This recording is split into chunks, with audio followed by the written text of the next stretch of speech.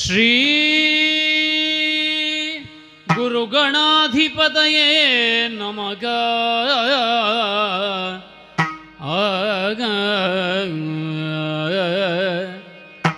ಪಾಲಯ ಗಜಮುಖ ಪಾರ್ವತಿ ನಂದನ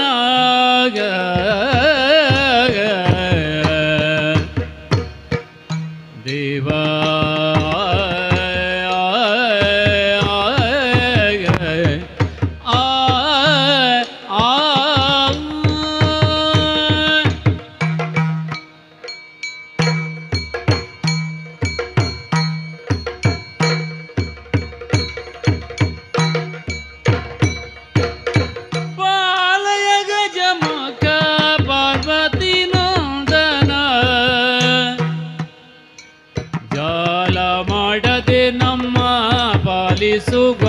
ದಿನ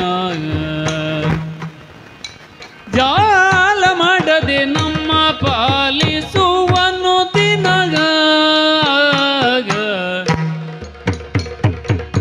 ಪಾಲಯ ಗಜಮುಖ ಪಾರ್ವತಿ ನೋದನ ಜಾಲ ಮಾಡದೆ ನಮ್ಮ ಪಾಲಿಸುವನು ದಿನ ದೇವಾ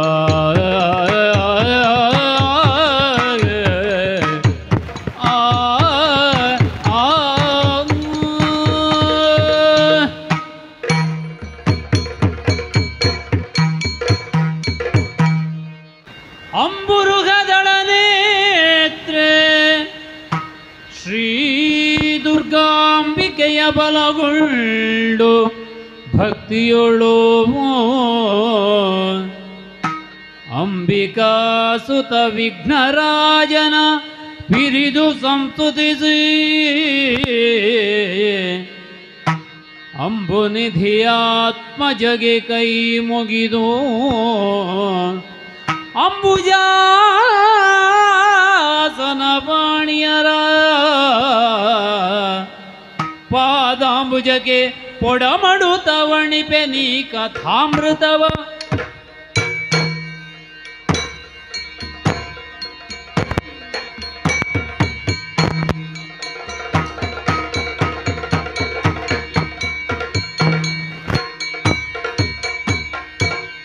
ಆಗಸುತ್ತವನು ಬೇಗ ಬಿರಣಕನು ವಗುತ ಮುದದಿಂದ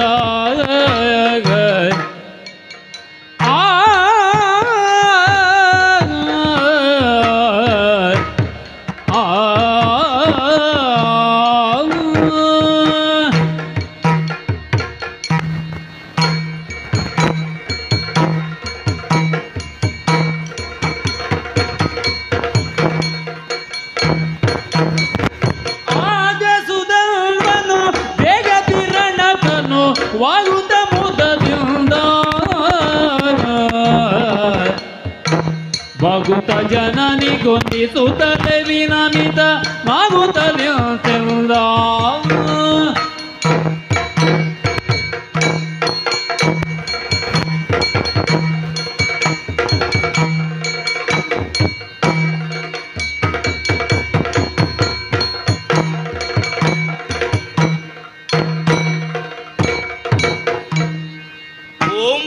ಭಗವತೆ ವಾಸುದೇವಾಯ. ನಾವೆಲ್ಲ ಹರಿಭಕ್ತರು, ಹರಿಯ ದರ್ಶನಕ್ಕಾಗಿ ಕಾಯುವವರು. ನಮ್ಮಪ್ಪ ಹಂಸಧ್ವಜ ಈ ಚಂಪಕಾವತಿ ಪಟ್ಟಣದ ರಸ ಹರಿದರ್ಶನ ಆಗಬೇಕೆಂಬ ಉದ್ದೇಶದಿಂದಲೇ ಹಸ್ತಿನಾವತಿಯ ಧರ್ಮರಾಯನು ಮಾಡುವ ಯಾಗದ ಕುದುರೆಯನ್ನು ಬಂಧಿಸಿದ್ದು ಯಾಕೆ? ಹರಿದರ್ಶನ ಪಡೆಯುವ ಉದ್ದೇಶ ಏನು?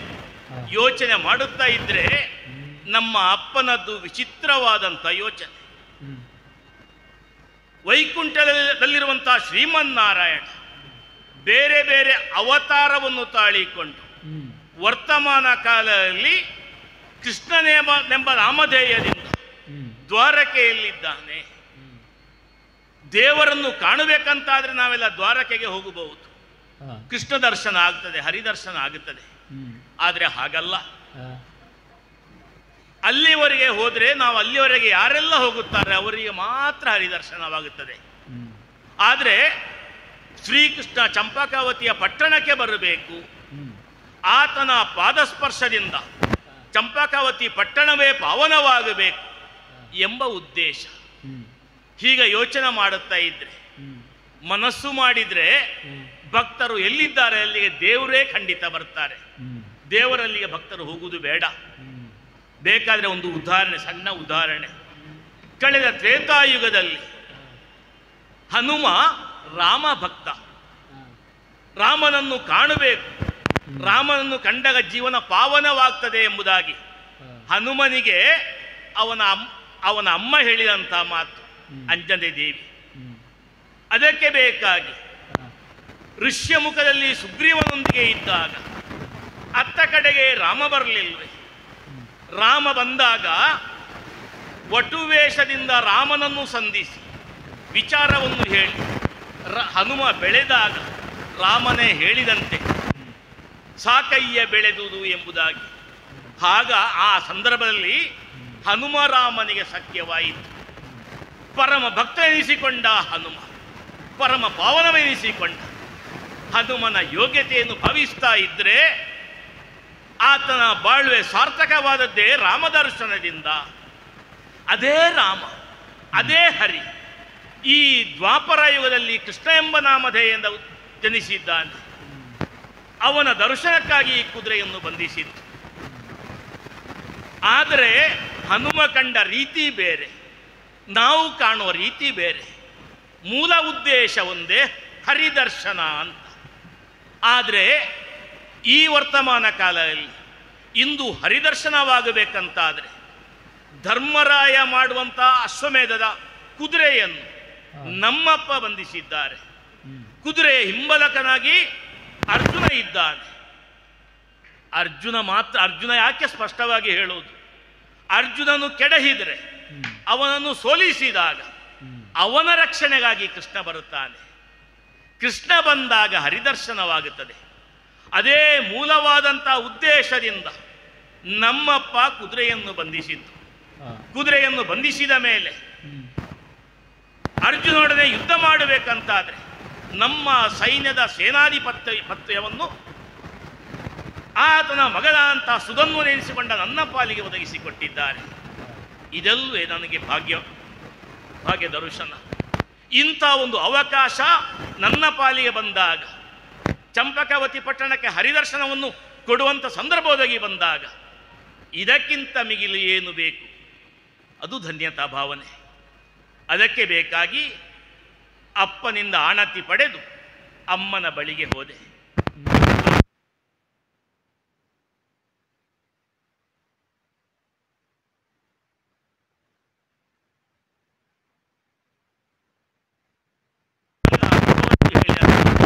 ಒಂದೇ ಒಂದು ಮಾತು, ಹರಿದರ್ಶನ ಹೌದು, ಆದರೆ ರಣರಂಗದಲ್ಲಿ ಅರ್ಜುನೊಡನೆ ಕಾದಾಡಿದ್ರೆ, ಆತನನ್ನು ಗೆಲ್ಲಿಸುವುದಕ್ಕೆ ಕೃಷ್ಣ ಬಂದರೆ ನಮಗೆ ಗೆಲುವಾಗುವುದಿಲ್ಲ.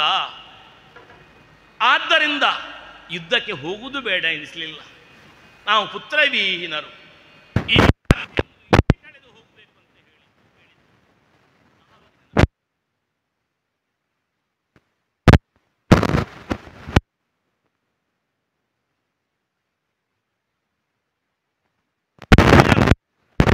ಅಂಥವರನ್ನು ಕುದಿಯುತ್ತಿರುವ ಎಣ್ಣೆಯ ಕೊಪ್ಪರಿಗೆಗೆ ಹಾಕಲಾಗುವುದು. ಅಬ್ಬ, ಈ ವಿಚಾರವನ್ನು ಮಡದೆಯಲ್ಲಿ ಹೇಳಿದೆ. ಆವಾಗ ಅವಳು ಹೇಳಿದ್ಲು, ನಾನು ಪುತ್ರವಿಹೀನ, ನನ್ನನ್ನು ಇಂದು ಸೇರಿಯೇ ಹೋಗಬೇಕೆಂಬುದಕ್ಕೆ ಹಠ ಹಿಡಿದಳು. ಆವಾಗ ನಾನು ಯೋಚನೆ ಮಾಡಿದ್ದು, ಕೆಲವೊಮ್ಮೆ ಸಂಕಷ್ಟದ ಪರಿಸ್ಥಿತಿಯಲ್ಲಿ ಹಿರಿಯರನೇಕರು ಬೇಕಾ ಅಂತ ಸಂದರ್ಭವನ್ನು ಒದಗಿಸಿಕೊಟ್ಟಿದ್ದಾರೆ. ಯಾಕೆ ಹೇಳುತ್ತೇನೆ? ಏಕಾದಶಿ ವ್ರತಕ್ಕೆ ನಾವು ಉಪವಾಸವೇ ಇರಬೇಕು. ಪಿತೃಶ್ರಾದ್ದಕ್ಕೆ ನಾವು ಆಹಾರವನ್ನು ಭುಂಜಿಸಿ ಇನ್ನೊಬ್ಬರಿಗೆ ಉಣಬಡಿಸಬೇಕು. ಅದೇ ಸಮಯಕ್ಕೆ ಸತಿಗೆ ಷೋಡಶ ಸಮಯವಾದರೆ ನಡುವಿರುಳು ಕಳೆದು ಸೇರಬಹುದು ಎಂಬುದಾಗಿ ಶಾಸ್ತ್ರೋಕ್ತರು ಹೇಳಿದ್ದಾರೆ. ಇದಕ್ಕೆ ಪರಿಹಾರವಾಗಿ ಪಿತೃಶ್ರಾದ್ದವು ಏಕಾದಶಿ ವ್ರತ ಒಂದೇ ದಿನ ಬಂದರೆ ಮಾಡಿದಂಥ ಅಡುಗೆಯನ್ನು ಆಘ್ರಾಣಿಸಿದರೆ ನಾವು ಉಂಡಂಥ ಫಲ ಬರ್ತದೆ ಅಂತೆ. ಆದರೆ ನಮ್ಮ ಉಪವಾಸಕ್ಕೆ ಏನು ಭಂಗ ಆಗುವುದಿಲ್ಲ. ಹಾಗೆ ಆಘ್ರಾಣಿಸಿ ಬಂದಂಥ ಅತಿಥಿ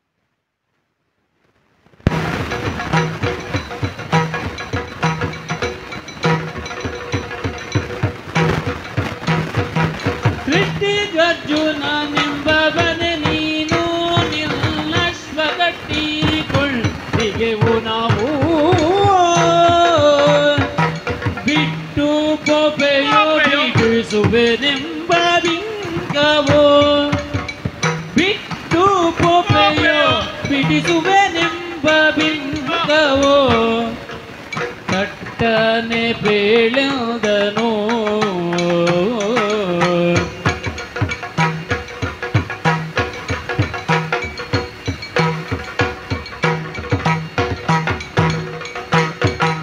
ಬಿಟ್ಟು ಬೊಬೆಯ ಬಿಡಿಸುವೆನೆಂಬ ಬಿಂಕವ ತಟ್ಟನೆ ಬೆಳೆದನು. ಸೃಷ್ಟಿಗರ್ಜುನ ಎಂಬವನೇ ನೀನು.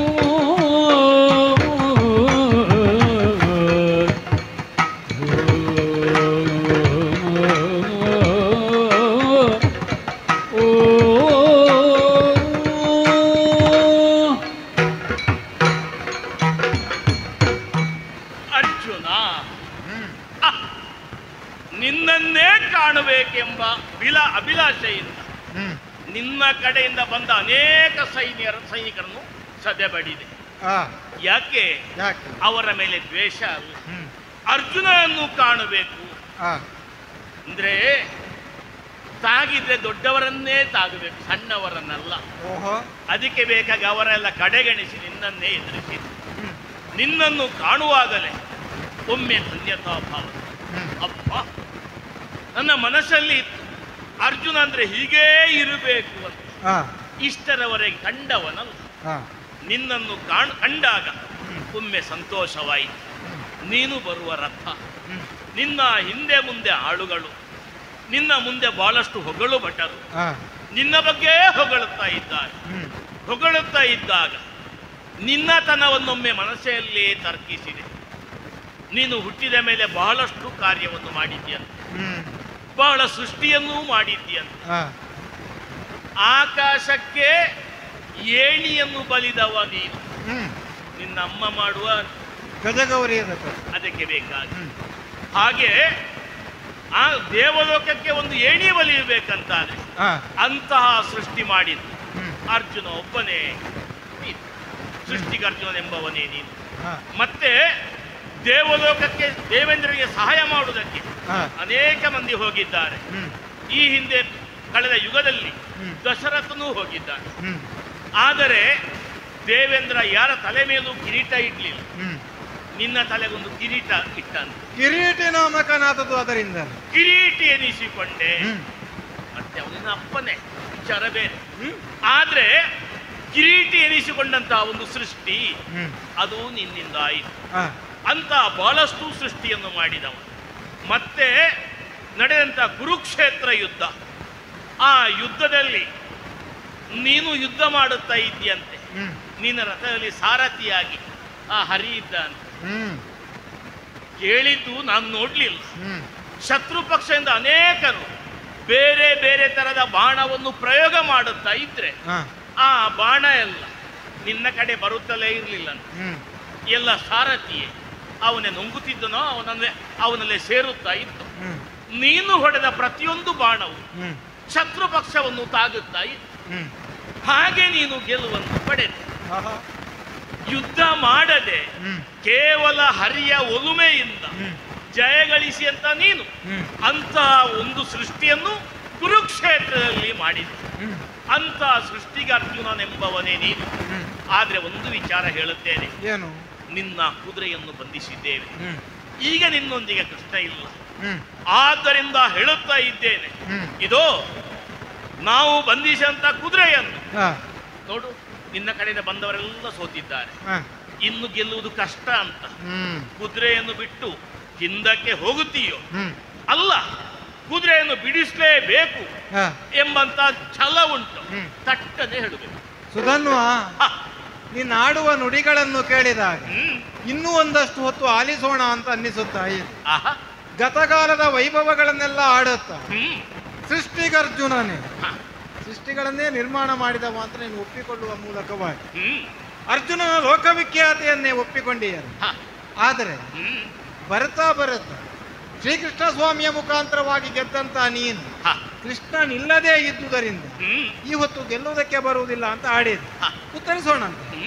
ಆದರೆ ನಿನ್ನ ಉತ್ತರ, ನಿನ್ನ ಮಾತುಕತೆಗಳ ಶೈಲಿ ಗಮನಿಸಿದಾಗ ನನಗನ್ನಿಸಿದೇನು ಗೊತ್ತಿಲ್ಲ, ವಯಸ್ಸು ಹುಡುಗಂದಲ್ಲೂ ಹುಡುಗ ನೀನು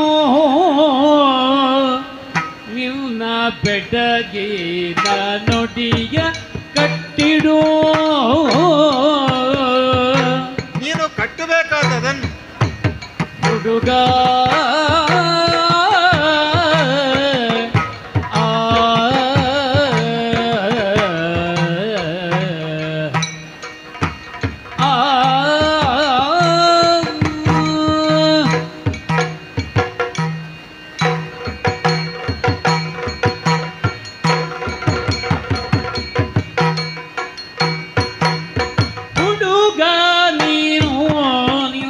ಬೆಡಗಿನ ನುಡಿಯ ಕಟ್ಟಿಡೋ ನಮಗಯವ ಬಿಡು ಹುಡುಗ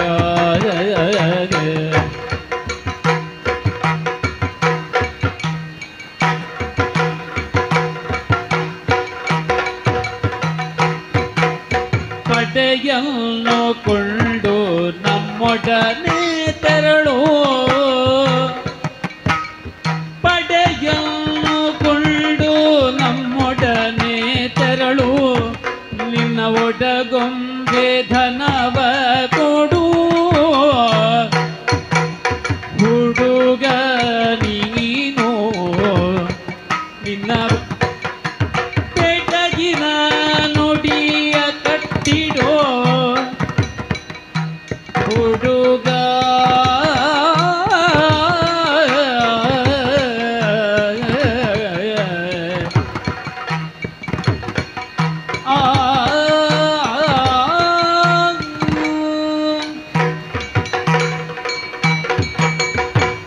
ಸುಧನ್ವ ಆವೇಶಭರಿತವಾಗಿಯೇ ನೀನಾಡುತ್ತಿರುವಂತಹ ನುಡಿಯನ್ನು ಗಮನಿಸಿದಾಗ ನಾನು ತರ್ಕಿಸಿಕೊಂಡು ಏನು ಯುದ್ಧ ಪರಾಕ್ರಮ ಇಲ್ಲವೇ ಅಂತ ಕೇಳಿದ್ರೆ ಇದೆ. ಹಾಗಂತ ಲೋಕ ವ್ಯವಹಾರದ ಜ್ಞಾನಗಳೆಷ್ಟಿರಬಹುದು ಅಂತ ತರ್ಕಿಸಿದ್ರೆ ನಮ್ಮಂಥವರ ಮುಂದೆ ಸಾಕಾಗುವುದಿಲ್ಲ ಅಂತ ನನಗೆ ಅರ್ಥ ಆಗುತ್ತೆ. ಹೌದಾ? ಕಾರಣ ಏನು ಬಲ್ಲ, ಏನು ಎಷ್ಟಾದರೂ ನಿನ್ನ ವಯಸ್ಸು ಹುಡುಗತನ, ಹುಡುಗ ನೀನು. ಏನು ಮಾಡೋಣ ಹೇಳು? ನಿನ್ನನ್ನು ಕಂಡಾಗಲೇ ನಿನ್ನೊಂದಿಗೆ ಯುದ್ಧ ಮಾಡುವ ಪೂರ್ವದಲ್ಲೇ ನನಗೆ ನಿನ್ನನ್ನು ಕಂಡಾಗ ಒಂದು ರೀತಿಯ ಮಮತೆ ಹುಟ್ಟೇರಿತು. ಹೌದು, ಎಲ್ಲ ಸರಿ ಇರುತ್ತಿದ್ರೆ ನಿನ್ನ ಹಾಗಿರೋ ಒಬ್ಬ ಮಗ ನನ್ನ ಜೊತೆಯೂ ಇರುತ್ತಿದ್ದ, ನನ್ನ ಬೆಂಗಾವಲ. ಹಾಗೆ ಇರಬೇಕು ಅಂತ ಇಲ್ಲ. ಕಳೆದ ಕಾಲವನ್ನು ನೆನೆದು ಕಳವಳಿಸಿ ಬದುಕುವುದಕ್ಕಾಗುವುದಿಲ್ಲ. ನೆನೆದು ಹೋದದ್ದು ಮಾತ್ರ. ಸುಧನ್ವ, ಹುಡುಗನಾಗಿಯೇ ನೀನು ನನ್ನನ್ನು ಪ್ರಶ್ನಿಸಿದೆಯಲ್ಲ.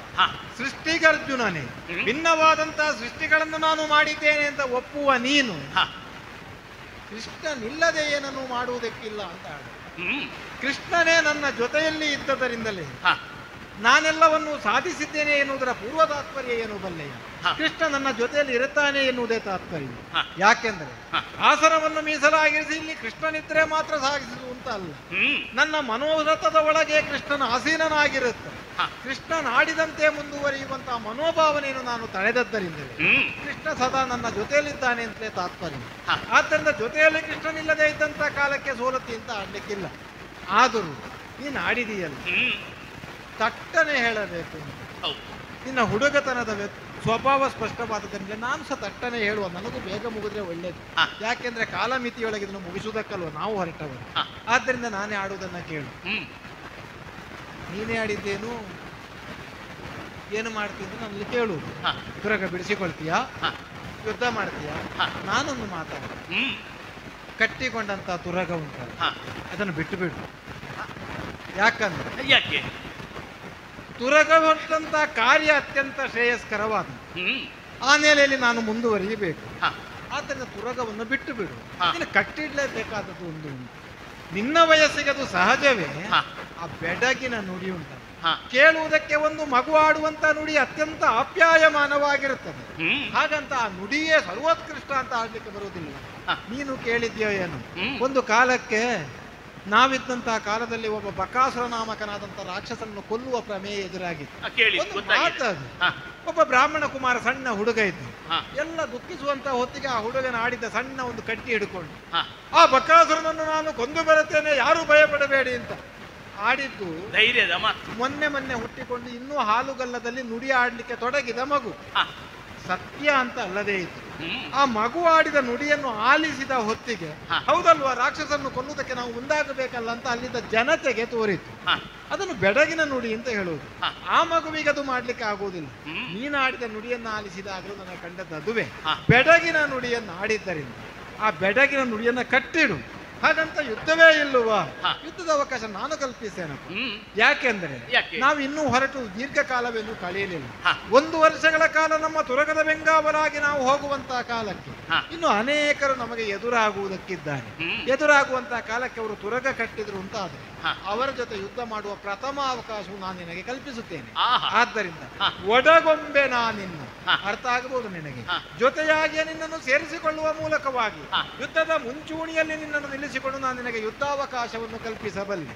ಆದ್ದರಿಂದ ತುರಗವನ್ನು ಬಿಟ್ಟು ಬಿಡು, ಬೆಡಗಿನ ನುಡಿಯನ್ನು ಕಟ್ಟಿಡು. ಒಡಗೊಳ್ಳುವ ನಾನು ಇದ್ದಿದ್ದರಿಂದ ನಿನಗೆ ಯುದ್ಧಾವಕಾಶವನ್ನು ಕಲ್ಪಿಸಿಕೊಡುವುದಕ್ಕೆ ನಾನು ಸಿದ್ಧನಿದ್ದೇನೆ. ಅಲ್ಲದೆ ಒಂದು ಪದ್ಧತಿ ಅಂತ ಇದೆ. ಯುದ್ಧಕ್ಕಾಗಿಯೇ ಇದು ಸಾಗುತ್ತಾ ತುರಗ ಸಾಗುತ್ತಾ ಇರುವಾಗ ಯಾರು ತುರಗ ಕಟ್ಟುತ್ತಾನೆ ಅವನು ಸೋತ್ರೆ ಕಪ್ಪ ಕೊಡಬೇಕು. ಯಾರು ತುರಗ ಕಟ್ಟಲಿಲ್ಲ ಅವನು ಕಪ್ಪ ಕಾಣಿಕೆಗಳನ್ನು ಕೊಡಬೇಕು. ಕಪ್ಪ ಕಾಣಿಕೆ ಎನ್ನುವಲ್ಲಿ ನಿಮ್ಮ ಚಂಪಕಾವತಿ ನಗರವನ್ನು ನಾನು ಪೂರ್ಣವಾಗಿ ವೀಕ್ಷಿಸಿದೆ ಅಂತ ಆದ್ರೆ ನಮ್ಮ ಹಸ್ತನಾವತಿ ನಗರ ವ್ಯಾಪ್ತಿಯೂ ಇಲ್ಲದೆ, ಆದರೆ ಇದರ ಒಳಗೆ ಒಂದು ಒಳ್ಳೆಯ ಜೀವನವನ್ನು ಮಾಡ್ತಾ ಇರುವಂತ ನೀವು ಕೊಟ್ರೆ ಎಷ್ಟು ಕೊಡಬಹುದು, ಕೊಟ್ರೆ ಎಷ್ಟು ಸಾಕಾಗುವುದು, ಇದು 2 ಪ್ರಶ್ನೆಯೇ ಆಗುತ್ತದೆ. ಹಾಗಂತ ಕೊಡದೆ ಉಳಿಯುವುದಕ್ಕಾಗುವುದಿಲ್ಲ. ಹಾಗಾಗಿ ಅಷ್ಟಿಷ್ಟು ಅಂತ ಬೇಕಾಗಿಲ್ಲ. ಒಂದಿಷ್ಟು ಏನಾದರೂ ಕಪ್ಪ ಕಾಣಿಕೆಯನ್ನು ಕೊಡುವಂತ ಮನಸ್ಸು ಮಾಡು, ಅಥವಾ ಅದನ್ನು ಆಡಬೇಕಾದದ್ದು ನಿಮ್ಮ ಅಪ್ಪನಿಗೆ ಆಡು. ಹಾಗಾಗಿ ಕೊಡಬೇಕಾದದನ್ನು ಚಿಂದಷ್ಟು ಕೊಟ್ಟು ತುರಗವನ್ನು ಬಿಟ್ಟು ನನ್ನ ಜೊತೆಯಲ್ಲಿ ಬಂದೆ ಅಂತಾದ್ರೆ ಮಗು ಅವಕಾಶಗಳು ಅತ್ಯಂತ ಉಜ್ವಲವಾಗಿದೆ, ನಿನಗೆ ಬರ್ತೀಯ ನನ್ನ ಜೊತೆ. ನನ್ನನ್ನು ಹುಡುಗ ಅಂದದ್ದಲ್ವಾ? ಮತ್ತೆ ನಿನ್ನ ಮಾತು ಕೇಳುವಾಗ ನಿನ್ನನ್ನು ಹೇಗೆ ಹೇಳಬೇಕು ಗೊತ್ತೇ? ಹೇಗೆ? ಮೂಢನೆಂಬ ನೆಲಿನ ರೂಢಿಯ ಬಟನೆಂದೋ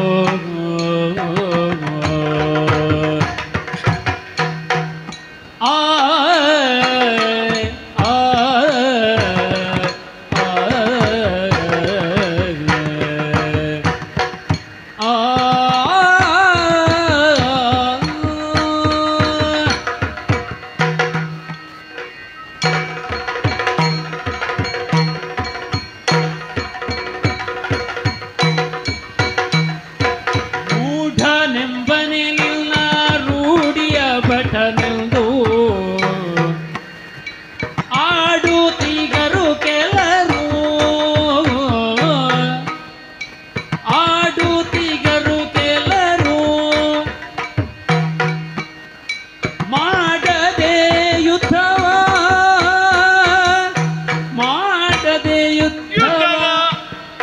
ಹಯವನು ದ್ರವ್ಯವ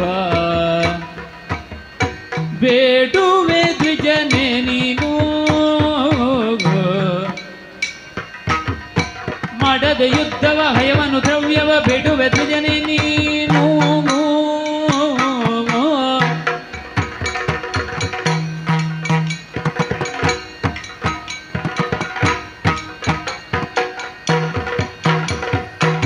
ಮೂಢನೆಂಬನೆ ನಿಲ್ಲ ರೂಢಿಯ ಬಟನೆಂದು ಆಡುತ್ತಿಗರು ಕೆಲರು ಮೂಢ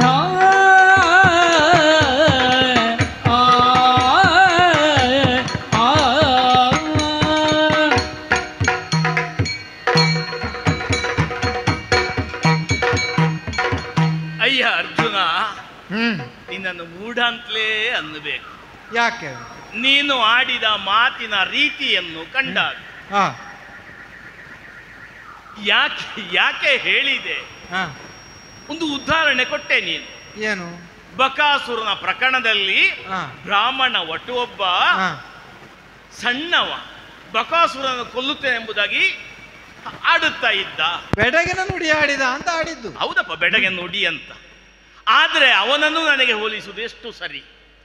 ಯಾಕಂದ್ರೆ ಸೃಷ್ಟಿಗೆ ಅರ್ಜುನ ಅಂತ ನಿನ್ನನ್ನು ಕಾಣಬೇಕೆಂಬ ಉದ್ದೇಶದಿಂದ ನಿನ್ನಿಂದ ಮೊದಲು ಬಂದಂತ ಅನುಸಾಲ್ವ, ಪ್ರದ್ಯುಮ್ನ, ವೃಷಕೇತು ಮುಂತಾದವರೆಲ್ಲ ಸದೆಬಡಿದೆ, ರಣಾಂಗಣದಲ್ಲಿ ಉರುಳಿಸಿದೆ. ಯಾಕೆ?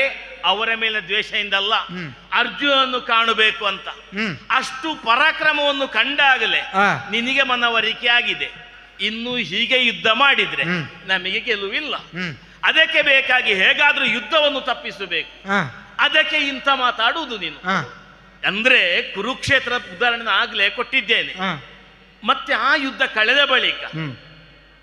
ನೀನೇ ಕೆಲವರು ಹೇಳುತ್ತಾರೆ, ಹ್ಮ್. ಕುರುಕ್ಷೇತ್ರದಲ್ಲಿ ಅರ್ಜುನ ಮಹಾನ್ ಪರಾಕ್ರಮೆಗೆ ಮೆರೆದ, ಆ. ಆ ಒಂದು ಹೆಸರು ಉಂಟಲ್ಲ, ಆ. ಮತ್ತೆ ಅದು ಪ್ರಚಾರಕ್ಕೆ ಬರ್ತದೆ. ಆ. ಉಳಿದವರನ್ನು ಹೆದರಿಸಲಿಕ್ಕೆ ಯುದ್ಧ ಮಾಡುವುದು ಬೇಡ, ಹ್ಮ್. ಅದೇ ಉದಾಹರಣೆ ಕೊಟ್ಟರೆ ಸಾಕು. ಹ್ಮ್. ಕುರುಕ್ಷೇತ್ರದಲ್ಲಿ ಅಷ್ಟು ಮಾಡಿದ್ದೇನೆ ಇಷ್ಟು ಮಾಡಿದ್ದೇನೆ ಅಂತ ಹ್ಮ್. ಅದರಿಂದ ಹೆದರಿಸುವುದು. ಹ್ಮ್. ಹೆದರಿಸಿದ ಮೇಲೆ ಕಪ್ಪ ಕಾಣಿಕೆ ಆ. ನೋಡು. ನಿಜವಾಗಿ ಈ ಅಶ್ವಮೇಧ ಕ್ರಮ ಹೇಗೆ? ಹೇಗೆ? ಬಲು ಉಳ್ಳವರು ಕುದುರೆಯನ್ನು ಕಟ್ಟಿ ಕಾದುವುದು. ಹೌದು. ನಾವು ಬಲು ಇದ್ದದ್ದರಿಂದಲೇ ಕುದುರೆಯನ್ನು ಕಟ್ಟಿದ್ದೇವೆ. ಸಾಕಾಗಲಿಲ್ಲ ಅಂತ ಎಚ್ಚರಿಸಿದ್ದು. ಹೌದಪ್ಪ, ನಿನ್ನ ಎಚ್ಚರಿಕೆ ಮಾತು. ಹ್ಮ್. ಆದರೆ ಸುಲಭವಾಗಿ ಕುದುರೆಯನ್ನು ಬಿಡಿಸುವುದಕ್ಕೆ ಏನಾದ್ರೂ ಕಪ್ಪವನ್ನು ಕೊಡು. ಆ. ಉದಾಹರಣೆ ಕೊಡುತ್ತಾ ಇದ್ದಿ ಹಿಂದೆ ಮಾಡಿದ ಪರಾಕ್ರಮ. ಆ. ಯುದ್ಧ ಮಾಡದೆ ಕಪ್ಪವನ್ನು ಪಡೆಯಬೇಕಂತಾದ್ರೆ ಆ. ಬ್ರಾಹ್ಮಣರಿದ್ದಾರೆ, ದ್ವಿಜೋತ್ತಮರು, ಹ್ಮ್. ದಕ್ಷಿಣೆಯನ್ನು ಪಡೆಯುವುದಕ್ಕೆ ಆ. ಯಜ್ಞ ಯಾಗಾದಿಗಳನ್ನು ಪೂಜಾ ಪುನಸ್ಕಾರಗಳೆಲ್ಲ ಮಾಡುತ್ತಾರೆ. ಆ. ಹಾಗೆ ಅಂತ ಶ್ರೇಷ್ಠವಾದ ಕಾರ್ಯ ಮಾಡುವುದರಿಂದ ಅವರಿಗೆ ದಕ್ಷಿಣೆ ಲಭಿಸ್ತದೆ. ಹ್ಮ್. ನೀನು ಇಲ್ಲಿ ಯುದ್ಧ ಮಾಡದೆ ಸುಲಭದಲ್ಲಿ ಹ್ಮ್. ಮಾತಿನಲ್ಲಿ ನನ್ನನ್ನು ಮರಳು ಮಾಡಿ ಕಪ್ಪವನ್ನು ಪಡೆಯುವ ಉದ್ದೇಶವು ಓಹೋ. ಆದ್ದರಿಂದ ಮೂಢ. ಹ್ಮ್. ಕಪ್ಪವನ್ನು ನೀನಾಗಿ ಅಪೇಕ್ಷಿಸುವುದರಿಂದ ಹ್ಮ್. ನೀನೊಬ್ಬ ದ್ವಿಜ. ಹ್ಮ್. ಆದ್ದರಿಂದ ಯುದ್ಧವನ್ನು ಮಾಡದೆ ಸುಲಭದಲ್ಲಿ ಕಪ್ಪವನ್ನು ಪಡೆಯುವ ದ್ವಿಜನಾಗಬೇಡ, ಕ್ಷತ್ರಿಯ ವೀರ ನೀನು. ಎಚ್ಚರಿಕೆ ವಹಿಸಿ ಯುದ್ಧ ಮಾಡು. ಸುಧನ್ವ, ಆ ಅವಕಾಶವನ್ನು ಕಲ್ಪಿಸಿದಂತ ಕಾಲಕ್ಕೆ ಹ. ಬೇಡುವ ದ್ವಿಜಾನೆ ಅಂತ ನನ್ನ ಎಚ್ಚರಿಸುವುದಕ್ಕೆ ತೊಡಗಿದೆಯಲ್ಲ. ಹ. ಬ್ರಾಹ್ಮಣನಾದವನಿಗೆ ಮಾತ್ರ ಬದುಕುವುದಕ್ಕೆ ಬೇಡುವ ಅವಕಾಶವಿದೆ. ಹ. ದ್ವಿಜತ್ವ ಅನ್ಯ ಕ್ಷತ್ರಿಯರಿಗೂ ಸಿದ್ಧಿಸಿದ್ದಾದರೂ ಕೂಡ ಹ್ಮ್. ಬೇಡುವುದಕ್ಕೆ ಅಧಿಕಾರವಿಲ್ಲ. ನಾನು ಬೇಡುವ ಒಬ್ಬ ಕ್ಷತ್ರಿಯನಾಗಿದ್ದುಕೊಂಡು ಬೇಡುವ ಬ್ರಾಹ್ಮಣನಾದೆ ಹ. ಅಂತ ನೀನು ಆಡ್ಲಿಕ್ಕೆ ತೊಡಗಿದ್ದು. ಅಯ್ಯ, ಹ. ಆತ್ಮೀಯವಾದ ಒಡನಾಟ ಹ. ಅಥವಾ ಆತ್ಮೀಯವಾದಂತಹ ಭಾವನೆಗಳು ಕೆಲವು ಸಲ ಈ ರೀತಿಯಲ್ಲಿ ಸ್ಪಂದನಕ್ಕೆ ಒಳಗಾದರೆ ಹ. ತಪ್ಪಾಗಿ ಅರ್ಥೈಸಿಕೊಳ್ಳುವ ಮೂಲಕವಾಗಿ ನೀನು ಆಡ್ತಾ ಇದೆಯಲ್ಲ, ಹ. ಮೂಢನೆಂಬೇನೆ. ಹಾಗಾದ್ರೆ ನನ್ನಲ್ಲಿ ನಾನು ಆಡಿದಂತಹ ಮಾತುಗಳೆಲ್ಲವೂ ನನಗೆ ಮೌಢ್ಯ ಅಂತ ನೀನು ಆಡ್ತಿಂತಾದ್ರೆ ಖಂಡಿತ ಪರಿಣಾಮವೇನು ಭವಿಷ್ಯದಲ್ಲಿ ಎನ್ನುವುದರ ಎಚ್ಚರ ಇಲ್ಲದೆ ನಾನು ಕೈಗೊಂಡದ್ದಲ್ಲ. ಭವಿಷ್ಯದ ಪರಿಣಾಮದ ಬಗ್ಗೆ ಸ್ಪಷ್ಟವಾದ ಲಕ್ಷ್ಯವು, ಸ್ಪಷ್ಟವಾದಂತಹ ಫಲಿತಾಂಶ ಏನಾಗುತ್ತದೆ ಎನ್ನುವಂತ ನಿರ್ಧಾರವು ನನ್ನಲ್ಲಿ ಇದ್ದುದರಿಂದಲೇ ನಾನು ನಿನ್ನಲ್ಲಿ ಈ ಪೂರ್ವದಲ್ಲಿ ಈ ಮಾತನ್ನಾಡಿದ್ದು. ಅಯ್ಯ, ಲೋಕದಲ್ಲೊಂದು ಮಾತುಂಟು ಗಲ್ಲೆಯ, ಏನು? ಸಾರಿಕೊಳ್ಳಬೇಕು ಅಂತ. ಭೂತಳದಲ್ಲಿ ಸಾರಿ ಹುಲ್ಲು ಮೂದಿದು ರಾಜನೀತಿಯ ಧರ್ಮವಿದೋ.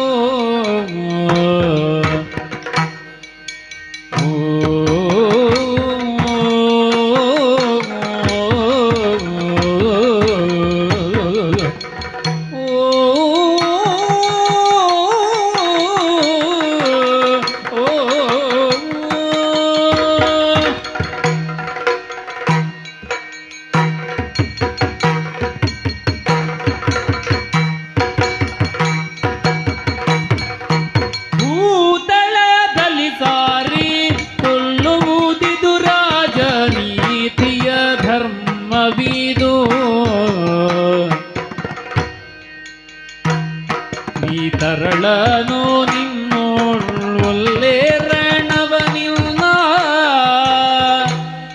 ನೀ ತರಳನು ನಿನ್ನೊಳ್ಳೆ ರಣವನಿಲ್ಲ, ತಾತನಗರೆಸಿಕೊಡು.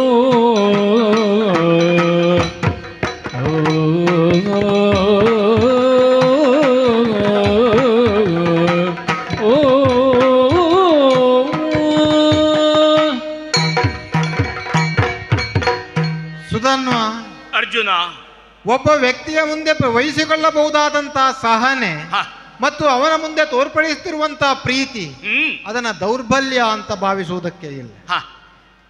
ಈ ಹೊತ್ತು ನಾನು ವಹಿಸಿಕೊಂಡಂತಹ ಸಹನೆಯ ಕಾರಣಕ್ಕೆ ಮಾತ್ರವಲ್ಲ, ಒಬ್ಬ ಕ್ಷತ್ರಿಯ ಕುಮಾರನಾಗಿ ನಿನ್ನಲ್ಲಿರತಕ್ಕಂತಹ ಪರಾಕ್ರಮವನ್ನು ಗುರುತಿಸಿದ್ದರಿಂದ ನೀನೇ ಆಡಿದಂತೆ ನಮ್ಮ ನೇತೃತ್ವವನ್ನು ಹೊಂದಿಕೊಂಡಂತಹ ಪ್ರದ್ಯುಮ್ನಾದಿ ವಿಷಕೇತು ಆದಿಗಳನ್ನೆಲ್ಲ ನೀನು ಮಡುಹಿದ್ದಿ. ಇಲ್ಲ ಅಂತ ನಾನು ಆಡೋದಿಲ್ಲ. ಹಾಗಂತ ಆದ್ಯಂತಿಕವಾಗಿ ಅದುವೇ ಯುದ್ಧ ಪರಿಣಾಮ ಅಲ್ಲ ಅನ್ನೋದು ನಿನಗೂ ಗೊತ್ತಿದೆ. ಯಾಕೆಂತ ಕೇಳಿದ್ರೆ ಯುದ್ಧ ರಂಗದಲ್ಲಿ ನನ್ನ ಮಗನನ್ನೇ ನಾನು ಕಳ್ಕೊಂಡವ. ಆ ಅರ್ಥಕ್ಕೆ ನಾವು ಸೋತದ್ದೇನು ಇಲ್ಲವಷ್ಟೇ. ಹಾಗಾಗಿ ಯುದ್ಧದ ಗೆಲುವು ಹೇಗಿರುತ್ತದೆ ಅಂತ ಕೇಳಿದ್ರೆ ಅಪ್ರತಿಮವಾದಂತಹ ಹೋರಾಟ ಮಾತ್ರವಲ್ಲ, ಸ್ಪಷ್ಟವಾದಂತಹ ವ್ಯೂಹಭರಿತವಾದಂತಹ ಹೋರಾಟ ಆಗಿರುತ್ತದೆ. ಕುರುಕ್ಷೇತ್ರ ರಣರಂಗದಲ್ಲಿ ಮಾಡುವಂತಹ ಮಾದರಿಯ ಯುದ್ಧ ಅಲ್ಲ ಎನ್ನುವ ನೆಲೆಯಲ್ಲಿ ನಾನು ನಿನ್ನಲ್ಲಿ ಒಂದಷ್ಟು ಮಾತುಗಳನ್ನು ಆಡಿದ್ದು. ಏನಾದ್ರೂ ಕೊಡಿ ಅಂತ ಆಡುವ ಔದಾರ್ಯದ ಹಿಂದೆ ನಾನು ಒಂದಷ್ಟು ಬೇಡುವುದಲ್ಲ, ಕೊಡುವ ಸಾಧ್ಯತೆಗಳನ್ನು ನಿಮಗೆ ಮುಕ್ತವಾಗಿಟ್ಟದ್ದು. ತುರಗವನ್ನು ಬಿಡಬೇಕು, ಯಾಕೆಂದ್ರೆ ಬಿಡದೆ ಹೋದ್ರೆ ಯುದ್ಧ ಆಗುತ್ತದೆ ಎನ್ನುವ ಎಚ್ಚರವನ್ನು ಬಹಳ ಮೃದುವಾಗಿ ನಾನು ನಿನ್ನೆಲ್ಲ ಆಡಿದ್ರೆ. ಒಪ್ಪಿಕೊಳ್ಳುವ ಸ್ಥಿತಿ ನಿನ್ನಲ್ಲಿ ಇಲ್ಲ ಅಂತ ಆದ್ರೆ ಅಯ್ಯ, ಅದಕ್ಕೆ ನಾನು ತೊಡಗಿದ್ದು. ಲೋಕದಲ್ಲೊಂದು ಮಾತಿದೆ, ಏನು? ಸಾರಿಕೊಂದರೆ ಪಾಪವಿಲ್ಲ. ಭೂತಳದ ಒಳಗೆ ಯಾವುದೇ ಒಬ್ಬ ವ್ಯಕ್ತಿಯಾಗಲಿ ಅವನನ್ನು ವಿರೋಧಿಸಬೇಕಾದ ಪ್ರಮೇಯ ಇದ್ದರೆ ಅವನಿಗೆ ಬದುಕುವ ಅವಕಾಶವನ್ನು ಕಲ್ಪಿಸಬೇಕು. ತಣ್ಣೀರನ್ನಾದರೂ ತಣಿಸಿ ಕುಡಿಯುವ ನಮ್ಮ ಅಣ್ಣ ಅತ್ಯಂತ ಕೂಳನೇ ಆಗಿದ್ರೂ ಕೂಡ ಕೌರವನೊಂದಿಗೆ ಸಂಧಾನಕ್ಕೆ ಕೃಷ್ಣದೇವರನ್ನು ಅಟ್ಟಿದ್ದು. ಸಂಧಾನ ಮಾಡುವ ಪ್ರಮೇಯವೇ ಇಲ್ಲ. ಯಾಕೆಂತ ಕೇಳಿದ್ರೆ ಅವನ ಪಾಪದ ಕೊಡವೆ ತುಂಬಿ ಹೋಗಿತ್ತು.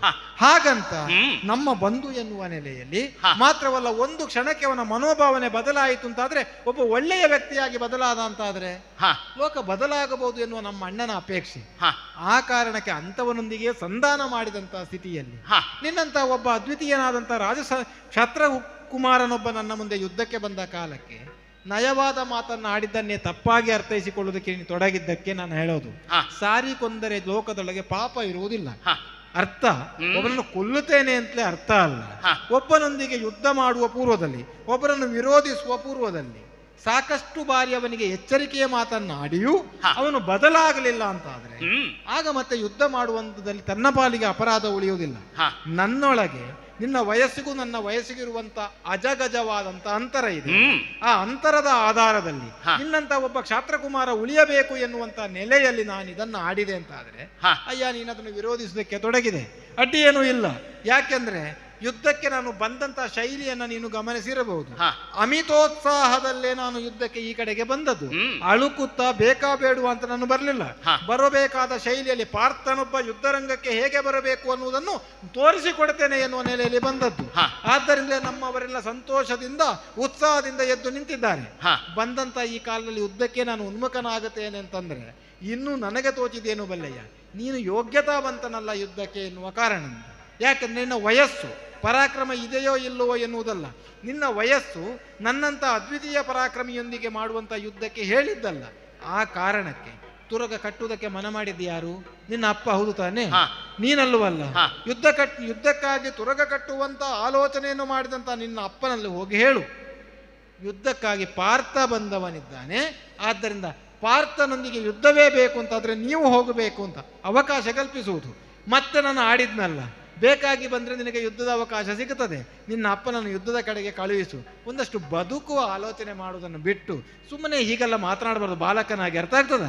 ಪಾರ್ಥ, ಒಂದು ಯೋಚನೆ ಹೇಳುತ್ತೇನೆ. ಏನು ಹೇಳಿದ್ದೀಯಲ್ಲ, ಸಾರಿಕೊಂದರೆ ಪಾಪ ಇಲ್ಲ, ಕೌರವನಲ್ಲಿಗೆ ಸಂಧಾನಕ್ಕೆ ಕೃಷ್ಣನನ್ನು ಕಳಿಸಿದ್ದು ಅಂತ. ಯುದ್ಧ ಆರಂಭ ಆಗೋ ಮೊದಲೇ ಕಳಿಸಿದ್ದು. ಕೌರವ ದುಷ್ಟ ಅಂತ ನೀನು ಹೇಳುತ್ತಾ ಇದ್ದಿ, ಪ್ರಪಂಚವೇ ಆಡಿಕೊಳ್ಳುತ್ತಾ ಉಂಟು. ಆದರೆ ಅದು ಆ ಹೋಲಿಕೆ ಇಲ್ಲಿಗೆ ಸರಿಯಾಗುವುದೇ ಇಲ್ಲ. ಯಾಕೆ ಹೇಳುತ್ತೇನೆ? ಯುದ್ಧ ಆರಂಭ ಆಗಿದೆ, ನಿನ್ನವರ ಅನೇಕರನ್ನು ಸದೆಬಡಿ ಇದ್ದೇನೆ. ಆ ಬಳಿಕ ನೀನು ಇಂಥ ಮಾತಾಡುತ್ತಾ ಇದ್ದಿ. ನಿನ್ನ ಇಂಥದ್ದೇ ಉದ್ದೇಶ ಇದ್ರೆ ಯುದ್ಧ ಆರಂಭ ಆಗೋ ಮೊದಲೇ ನೀನು ಸಂಧಾನಕ್ಕೆ ಕಳಿಸಬೇಕಿತ್ತು. ಆದ್ದರಿಂದ ಹೇಳುತ್ತಾ ಇರುವುದು, ಈಗ ನಿನ್ನವರು ಬಿದ್ದಾಗ ನೀನು ಬದುಕೋ ಯೋಚನೆಗಾಗಿ ಇಂಥ ಮಾತನ್ನ ಆಡುತ್ತಾ ಇದ್ದಿ. ಮತ್ತೆ ನನ್ನ ಅಪ್ಪ ಬರಬೇಕಂತಾದ್ರೆ ನನಗೆ ಮೊದಲೇ ಗೊತ್ತುಂಟು, ಅಪ್ಪನಿಗೂ ಗೊತ್ತುಂಟು. ಕುದುರೆ ಹಿಂಬಾಲಕನಾಗಿ ಮೂರೂರಾಯರ ಗಂಡನೆನಿಸಿದಂತ ಅರ್ಜುನನೇ ಬಂದಿದ್ದಾನೆ ಅಂತ ತಿಳಿದೇ ನಾನು ಬಂದವ. ಆದ್ದರಿಂದ ನನ್ನ ಅಪ್ಪನನ್ನು ಕಾಣಬೇಕಂತಾದ್ರೆ ನನ್ನಲ್ಲಿ ಯುದ್ಧ ಮಾಡಿ ನನ್ನನ್ನು ಗೆದ್ದು ಆ ಬಳಿಕ ಮುಂದುವರಿಬೇಕು. ಇಲ್ಲ ಇದ್ರೆ ಅಪ್ಪನ್ನು ಕಾಣ್ಲಿಕ್ಕೆ ಆಗುವುದಿಲ್ಲ.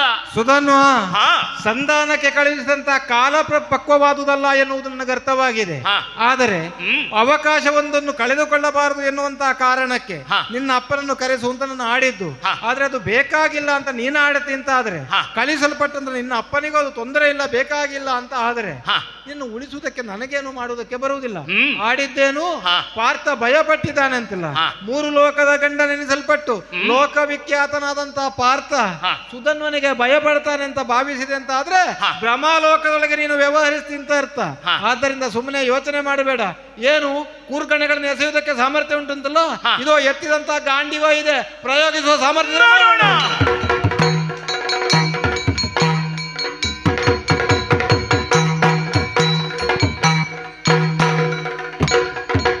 ಪಾರ್ಥ, ಯುದ್ಧ ಸಾಗುತ್ತಾ ಇದ್ದ ಹಾಗೆ ನಿನ್ನ ಸಾರಥಿಯನ್ನೇ ಕೆಡಹಿದ್ದೇನೆ. ಯಾಕೆ? ನೀನು ಗೆಲ್ಲಬೇಕಂತ ಆದ್ರೆ ಪಾರ್ಥ ಸಾರಥಿ ಅಂತ ಕೃಷ್ಣ ಬರಬೇಕು. ನಿನಗೇನು ಮಾಡಲಿಲ್ಲ, ಸಾರಥಿಯನ್ನು ಕೊಂದದ್ದು ಯಾಕಂದ್ರೆ ನಿನಗೆ ಕೃಷ್ಣ ಬರಿಸುವುದಕ್ಕೆ ಅವಕಾಶವನ್ನು ಬಳಸಿಕೋ. ವ್ಯತಿಸಿ ಸೂತನಳಿಯೇ ಸಾರಥಿಕೆಯನ್ನೇ ತಾನೆ ಗೆಲ್ದುವು. ಪ್ರತುಳ ಬಲ ಕಿರೀಟಿ ಮಗರಥದಿ ಗಜರುತ. ಪ್ರತುಳ ಬಲ ಕಿರೀಟಿ ಮಗರಥದಿ ಗಜರುತೆಂದಿವನ. ಮತಿಸದಿರಲು ವ್ಯರ್ಥವೆನ್ನ ಪ್ರಥೆಯು ಪಡೆದುದು.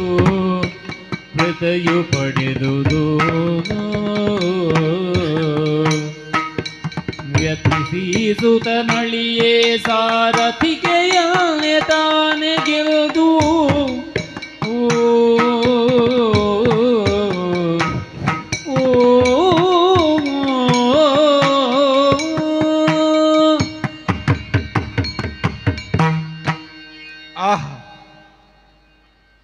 ಲೋಕವಿಖ್ಯಾತವಾಗುವಂತ ಪರಾಕ್ರಮವನ್ನೇ ಪ್ರದರ್ಶಿಸಿದನಲ್ಲ. ಯುದ್ಧ ಮಾಡುತ್ತಾ ಇದ್ದಂತೆ ಪ್ರಯೋಗಿಸಿದ ಅನೇಕ ಕಣೆಗಳನ್ನು ಪರಸ್ಪರ ಕಡಿದೆವು ಅಂತ ಆದರೆ ಆಡಿಯೇ ನನ್ನ ಕಡೆಗೊಂದು ಬಾಣ ಪ್ರಯೋಗಿಸಿದ. ನಿನ್ನದಾದಂಥ ಸಾರಥಿಯನ್ನು ಧರೆಗುರುಳಿಸಿದೆ ಅಂತ ಆದರೆ ಪಾರ್ಥ ಸಾರಥಿ ಅಂತ ಲೋಕಮುಖದಲ್ಲಿ ಸಕಲರಿಂದಲೂ ಕೊಂಡಾಡುವಂತ ಶ್ರೀಕೃಷ್ಣ ಸ್ವಾಮಿಯ ಆಸನದಲ್ಲಿ ಆಸೀನರಾಗುತ್ತಾನೆ. ಒಳಗಿನ ಭಾವ ಬಲಿಷ್ಠವಾಗಿ ನಿಲ್ಲಲ್ಪಟ್ಟಿದೆ. ಆದರೆ ಯುದ್ಧದಲ್ಲಿ ಗೆಲ್ಲುವಂಥ ಸಾಧ್ಯತೆಗಳು ನನ್ನಿಂದ ಕಳೆದು ಹೋಗುತ್ತಾ ಇದೆ. ಪ್ರತಾನಂದನಾದಂಥ ಕಾರಣಕ್ಕೂ ನಾನು ಪಾರ್ಥ ಅಂತ ಕರೆಯಲ್ಪಟ್ಟದ್ದು. ಯುದ್ಧ ಭೂಮಿಯಲ್ಲಿ ಯಾವ ಕಾಲಕ್ಕೂ ಯಾರನ್ನೂ ಸೋಲಗೊಳ್ಳದೇ ಇರುವುದಕ್ಕೆಂದಲೂ ಕೂಡ ನಾನು ಪಾರ್ಥನೇ ಆದದ್ದು. ಆದರೆ ಈ ಹೊತ್ತಿನಲ್ಲಿ ಪಾರ್ಥನೆಂಬಂಥ ನಾಮವನ್ನು ಹೊಂದಿಕೊಂಡಂತ ನಾನು ನಿಷ್ಫಲನಾಗಿ ಹೋಗುತ್ತಾ ಇದ್ದೇನೆ. ಅರ್ಥವಾಗ್ತದೆ. ಅಶ್ವಮೇಧಾದ್ವರಕ್ಕೆ ಹೊರಡುವಂಥ ಕಾಲಕ್ಕೆ ಶ್ರೀಕೃಷ್ಣ ಸ್ವಾಮಿ ಆಡಿದ್ದ ಹಾಗೆ ಬೇಕಾದ ಕಾಲಕ್ಕೆ ನಾನು ನಿಮಗೊದಗುತ್ತೇನೆ ಅಂತ ಆಡಿದ್ದೆ. ನನ್ನ ಮೂಲಕವಾಗಿಯೇ ಅವನಿಗೊದಗಬೇಕಾದದ್ದು ಅಂತಾದರೆ ನನಗೊದಗಬೇಕು, ನನ್ನಿಂದ ಅವನಿಗೊದಗಬೇಕು. ಹಾಗಾದರೆ ಸ್ತುತಿಸಬೇಕಾದಲ್ವೇ ಕೃಷ್ಣ ದೇವ ಕೃಷ್ಣ ನೀನು ನಮ್ಮ ಭಾವನೆಂದು ನಂಬಿ ಜಗದಿ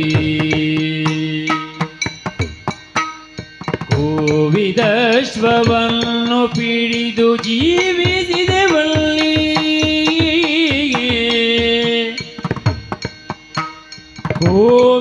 ಕೋವಿದಶ್ವವನ್ನು ಪಿಡಿದು ಜೀವಿಸಿದೆವಲ್ಲಿ. ಕೋವಿದಶ್ವವನ್ನು ಪಿಡಿದು ಜೀವಿಸಿದೆವಲ್ಲಿ. ಮಂದಿನ್ನಿ ವಿರೋಧಿಯೊಡನೆ ಕಾದ ಆವ ಪರಿಯುಳೋ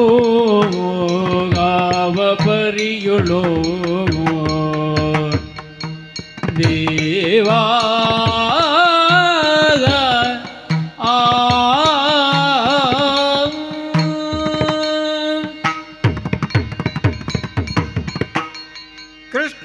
ಕೃಷ್ಣ, ನೀನು ನಮ್ಮ ದೇವನೆಂಬುದಾಗಿಯೇ ನಾವು ಪೂಜಿಸಿದವರು ಮಾತ್ರವಲ್ಲ, ಭಾವನೆಂಬಂಥ ನೆಲೆಯಲ್ಲೂ ಜೊತೆಯಾಗಿಯೇ ವ್ಯವಹರಿಸಿದವರು. ಬಾಂಧವ್ಯದ ದೃಷ್ಟಿಯಿಂದ ನೀನು ನನಗೆ ಭಾವನಾದರೂ ನನ್ನ ಭಾವನಾಂತರಂಗದ ಒಳಗೆ ನೀನು ಸದಾ ದೇವನಾಗಿಯೇ ಸ್ಥಿತನಾದಂಥ ವ್ಯಕ್ತಿಯಲ್ಲವೇ ಸ್ವಾಮಿ. ಏನು ಮಾಡೋಣ? ಯುದ್ಧ ಗೆಲ್ಲಬೇಕು ಎಂಬಂತ, ಗೆಲ್ಲುತ್ತೇನೆ ಎಂಬಂತ ಅತುಳ ವಿಶ್ವಾಸದಿಂದ ಮುಂದುವರಿದಂಥ ಕಾಲಕ್ಕೆ ಯಾವ ವಿಶೇಷವಾದಂಥ ರಥದ ಮುಂಭಾಗದಲ್ಲಿ ನೀನು ಆಸೀನವಾಗುತ್ತಾ ಇದ್ದಂಥ ಜಾಗವಿತ್ತು, ಅಲ್ಲಿದ್ದಂಥ ಸಾರಥಿಯನ್ನೇ ಕೊಲ್ಲುವ ಮೂಲಕವಾಗಿ ನಿನ್ನ ನಿರೀಕ್ಷೆಗೆ ಅವನು ತೊಡಗಿದ. ಹಾಗಾದರೆ ನೀನಿಲ್ಲದೆ ಈ ವಿರೋಧಿಯನ್ನು ಗೆಲ್ಲುವುದಕ್ಕೆ ನನಗೆ ಸಾಧ್ಯವಿಲ್ಲ ಎನ್ನುವ ಸಂಕೇತವನ್ನು ಅವನೂ ನನಗೆ ತಿಳಿದ. ಸ್ವಾಮಿ, ಒಳಗಿರುವ ಬಲಿಷ್ಠವಾದಂಥ ಭಕ್ತಿಯ ಭಾವ ಅವನಲ್ಲಿ ತುಂಬಿಕೊಂಡಿದ್ದರ ಕಾರಣವೋ, ಅಥವಾ ಯಾವ ಕಾರಣಕ್ಕೆ ನಾನು ನಿನ್ನನ್ನು ಜೊತೆಯಾಗಿ ಕೂಡಿಬಾರದೆ ಹೋದಂಥ ಅಪರಾಧದಿಂದ ಸೋಲಾಗುವ ಸ್ಥಿತಿ ಇದೆಯಲ್ಲ ಕೃಷ್ಣ. ನೀನಿಲ್ಲದೆ ಹೋದೆ ಅಂತ ಆದರೆ ಪಾರ್ಥನಿಗೆ ಬದುಕಿಲ್ಲ. ಸೋತಂತ ಪಾರ್ಥನ ಬದುಕನ್ನು ಕಲ್ಪಿಸುವುದಕ್ಕೆ ಸಾಧ್ಯವೇ ಸ್ವಾಮಿ? ಬದುಕುವುದು ಅಂದರೆ ಗೆಲ್ಲುವುದನ್ನೇ ನಾನು ಕಂಡವನು.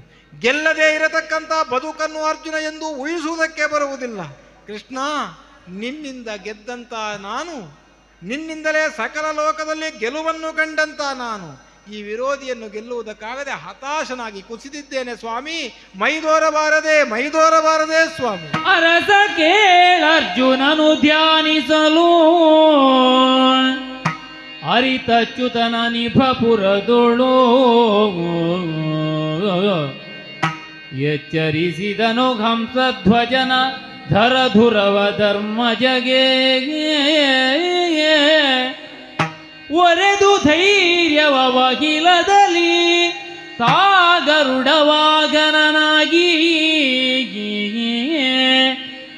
ಭಕ್ತೋದ್ಧರಣ ತಂದೊದಗಿದನು ಪಾರ್ಥಂಗೆ ಅತಿ ಜವದಿ.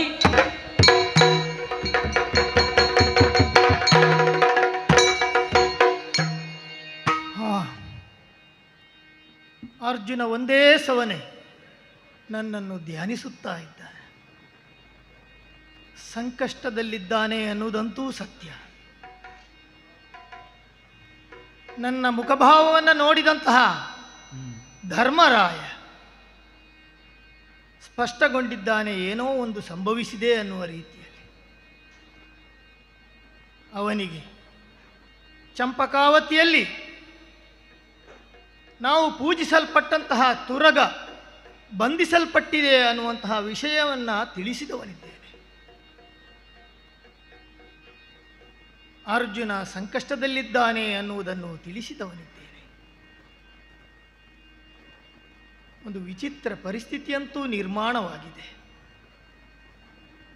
ಈ ಹಿಂದೆಯೂ ತುರಗ ಬಂಧಿಸಲ್ಪಟ್ಟರೂ ಈ ರೀತಿಯ ಪರಿಸ್ಥಿತಿ ನಿರ್ಮಾಣ ಆದದ್ದಿಲ್ಲ. ಆದರೆ ಈ ಸಲ ಹಾಗಲ್ಲ. ಒಂದು ಕಡೆಯಲ್ಲಿ ಧರ್ಮ ರಕ್ಷಣೆಗಾಗಿ ನಾನು ಕೈ ಹಿಡಿದಂತಹ ಅರ್ಜುನ, ಇನ್ನೊಂದು ಕಡೆಯಲ್ಲಿ ನನ್ನನ್ನೇ ಪರಮ ಭಕ್ತಿಯಿಂದ ನನ್ನ ಕೈ ಹಿಡಿದಂತಹ ಸುಧನ್ವ. ಈ ಇಬ್ಬರನ್ನು ಬಿಡುವ ಹಾಗಿಲ್ಲ. ಇಬ್ಬರಿಗೂ ಏನು ಬೇಕೋ ಅದನ್ನು ಕೊಡಬೇಕಾಗಿದೆ. ಅದಕ್ಕಾಗಿ ಧೈರ್ಯದ ಮಾತುಗಳನ್ನು ಯುಧಿಷ್ಠಿರನಿಗೆ ಹೇಳಿದ್ದೇನೆ. ಯೋಚನೆ ಮಾಡಿದೆ, ತಡ ಮಾಡುವುದಲ್ಲ, ಗರುಡನನ್ನು ಏರಿಕೊಂಡು ನೇರವಾಗಿ ಆ ಚಂಪಕಾವತಿಗೆ ನಡೆಯುತ್ತೇನೆ.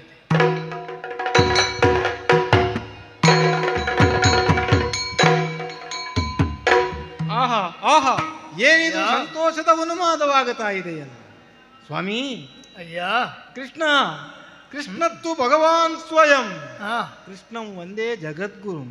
ಸ್ವಾಮಿ, ಇದು ನನಗೆ ನಮಸ್ಕರಿಸಿದವನಿದ್ದೇನೆ.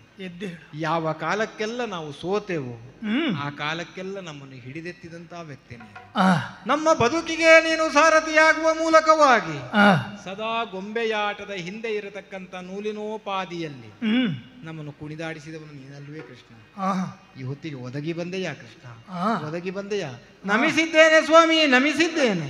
ಅಯ್ಯ ಅರ್ಜುನ ಸ್ವಾಮಿ, ಧೃತಿಗೆಡಬೇಕಾಗಿಲ್ಲ. ಈಗೋ ನೋಡು, ನಿನ್ನ ಮೈದಡವಿದ್ದೇನೆ. ಹೊಸ ಹುರುಪಿನಿಂದ ಯುದ್ಧವನ್ನ ಮುಂದುವರಿಸು. ನೀನು ಮೈದಡವಿದ್ದೆ ತಡ, ಯಾವ ಜಾಡ್ಯ ನನ್ನೊಳಗೆ ವ್ಯಾಪಿಸಿತೋ ಗೊತ್ತಿಲ್ಲ.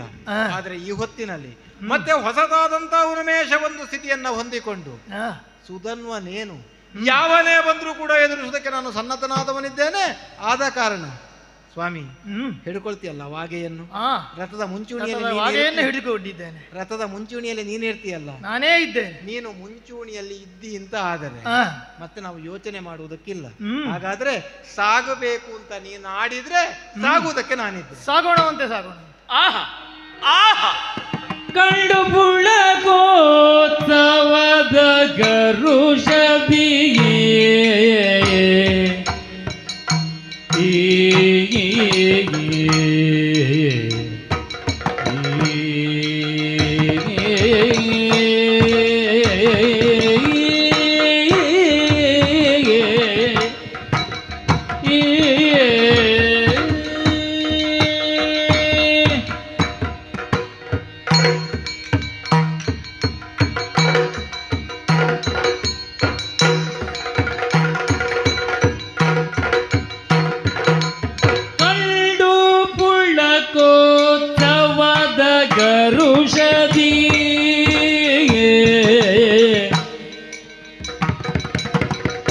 ನಿಂಡುಗೆಡೆದರೆ ನಮಿಸಿದಲ್ಲಯ,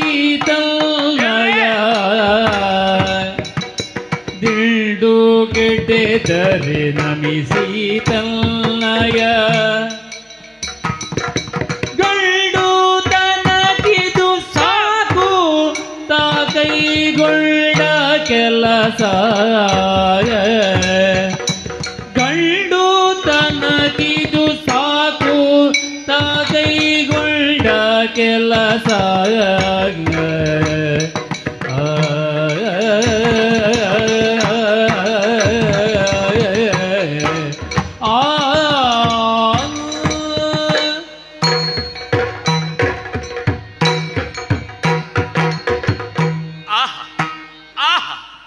ಏನು ನೋಡುತ್ತಾ ಇದ್ದೇನೆ. ಪಾರ್ಥನ ಸಾರಥಿಯನ್ನು ಕೆಡಹಿದಾಗ ಪಾರ್ಥರೋಧಿಸಿದ ಅದೇ ಸಮಯಕ್ಕೆ ಆ ಅರ್ಜುನ ಕೂಗಿದಾಗ ಬಂದದ್ದು ಯಾರು? ಕೃಷ್ಣ.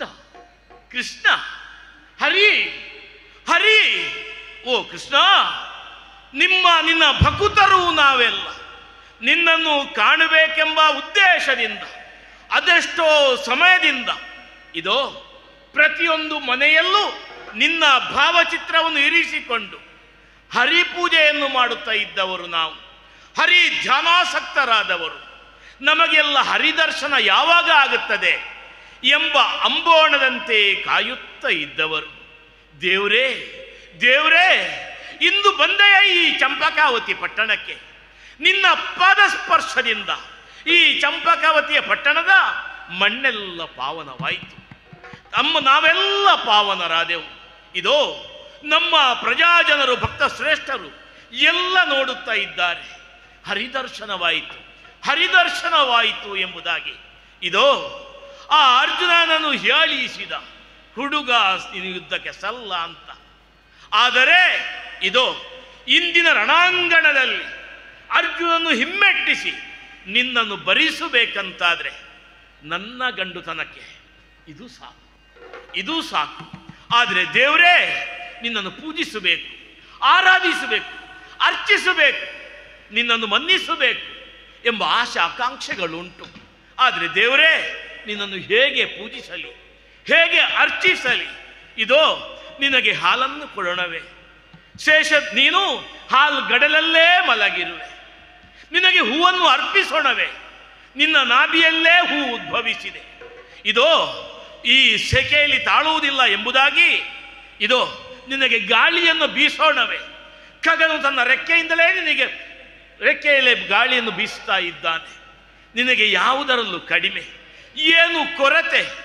ಇದೋ ನಿನಗೆ ಪವಡಿಸುವುದಕ್ಕೆ ಹಾಸಿಗೆಯನ್ನು ಹಾಸೋಣವೇ. ಶೇಷ ಶಯನನಾಗಿದ್ದೀಯ ನೀನು. ಅಂಥ ಹರಿ, ನಿನ್ನನ್ನು ಹೇಗೆ ಅರ್ಚಿಸಲಿ, ಪೂಜಿಸಲಿ? ಧನ್ಯ ಧನ್ಯ, ಜೀವನ ಸಾರ್ಥಕವಾಯಿತು. ಆದರೆ ದೇವರೇ, ನೀನು ಬಂದದ್ದು ನಮಗೆ ದರ್ಶನ ಕೊಟ್ಟಿರಬಹುದು. ಆದರೆ ಬಂದದ್ದು ದರ್ಶನ ಕೊಡುವುದು ಮುಖ್ಯವಾದರೂ ಅವನಿಗೆ ಸಹಾಯ ಮಾಡುವುದಕ್ಕಾಗಿ ಅಲ್ವೇ? ಅದಕ್ಕಾಗಿ ದೇವರೇ ಹೇಳುತ್ತೇನೆ ಒಂದು ಮಾತು. ಎಲ್ದನಾಗಸುದಲ್ವಾ ಶ್ರೀ ಗೋವಿಂದ ಲಾಲಿಸೋ. ಓ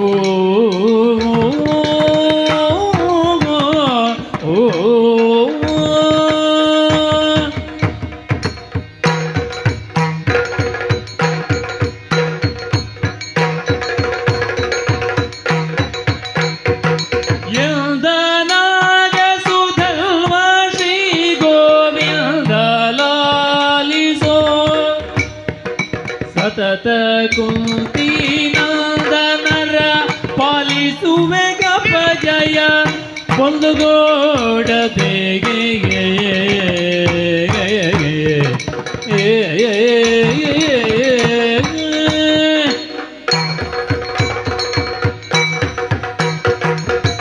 ದೇವರೇ, ನಿನ್ನನ್ನು ಪೂಜಿಸ್ತಾ ಇದ್ದ ಹಾಗೆ ರೋಮಾಂಚನಗೊಂಡೆ. ನನ್ನ ಜೀವನ ಧನ್ಯತೆ ಆಯಿತು ಎಂಬುದಾಗಿ ಭಾವಿಸಿಕೊಂಡೆ. ನಿನ್ನನ್ನು ನೋಡುತ್ತಾ ಇದ್ದ ಹಾಗೆ ಒಂದು ಕ್ಷಣ ಮೈ ಮರೆತೆ. ಆದರೆ ದೇವರೇ, ನಾನು ಯೋಚಿಸುವುದು, ನೀನು ಬಂದಿದ್ದಿ ಹೌದು, ಆದರೆ ಬಂದದ್ದು ಎಲ್ಲಿಗೆ? ಪಾರ್ಥನ ರಥದಲ್ಲಿ ಕುಳಿತುಕೊಂಡಿದ್ದಿ, ಪಾರ್ಥನ ರಥಕ್ಕೆ ಸಾರಥಿಯಾಗಿದ್ದೀಯ. ಅಂದು ಕುಂಬಾರನ ಮನೆಯಲ್ಲಿ ಕುಂತಿದೇವಿಗೆ ಮಾತು ಕೊಟ್ಟಿದ್ದೀಯಂತೆ, ಮಮ ಪ್ರಾಣಾಹಿ ಪಾಂಡವ, ತನ್ನ ಪಂಚ ಪ್ರಾಣ ಅಂತ ನೋಡಿಕೊಳ್ಳುತ್ತೇನೆ ಪಾಂಡವರೈವರನ್ನು ಅಂತ. ಹಾಗಾದ್ರೆ ನೀನು ಇಲ್ಲಿಗೆ ಬಂದದ್ದು ನಮಗೆ ದರ್ಶನ ಕೊಡುವುದಕ್ಕೆ ಹೌದಾದರೂ ಅರ್ಜುನನನ್ನು ರಕ್ಷಿಸುವುದಕ್ಕೆ. ಅರ್ಜುನ ಸೋತಿದ್ದಾನೆ, ಅರ್ಜುನ ರಕ್ಷಿಸುವುದಕ್ಕೆ ಅಂತಾದಾಗ ಆತನ ಪಕ್ಷಪಾತಿಯಾಗಿ ಯುದ್ಧ ಮಾಡುವುದಕ್ಕೆ. ದೇವರೇ, ಇದೋ ಒಂದು ಮಾತು ಹೇಳುತ್ತೇನೆ, ಅದೆಷ್ಟೋ ಸಮಯದಿಂದ ಯುದ್ಧ ಆಗುತ್ತಾ ಇತ್ತು, ಅವನ ಸಾರಥಿಯನ್ನು ಕೆಡಹಿದೆ. ಇನ್ನು ನಾವು ಬೇಗ ಮುಗಿಸಬೇಕು, ಕಾಲಮಿತಿಯಲ್ಲೇ ಹೋಗಬೇಕು. ಅದಕ್ಕಾಗಿ ಅವನು ಹೀಗೆ ಯುದ್ಧ ಮಾಡುವುದಲ್ಲ, ಏನಾದರೂ ಪ್ರತಿಜ್ಞೆ ಮಾಡಿ ಯುದ್ಧ ಮಾಡಲಿ, ಪ್ರತಿಜ್ಞೆ ಮಾಡಿ ಯುದ್ಧ ಮಾಡಲಿ. ಏನು ಏನು ಎಲ್ಲವೋ ಯಾರಿಲ್ಲಯ ಮೂರು ಬಾಣವೇ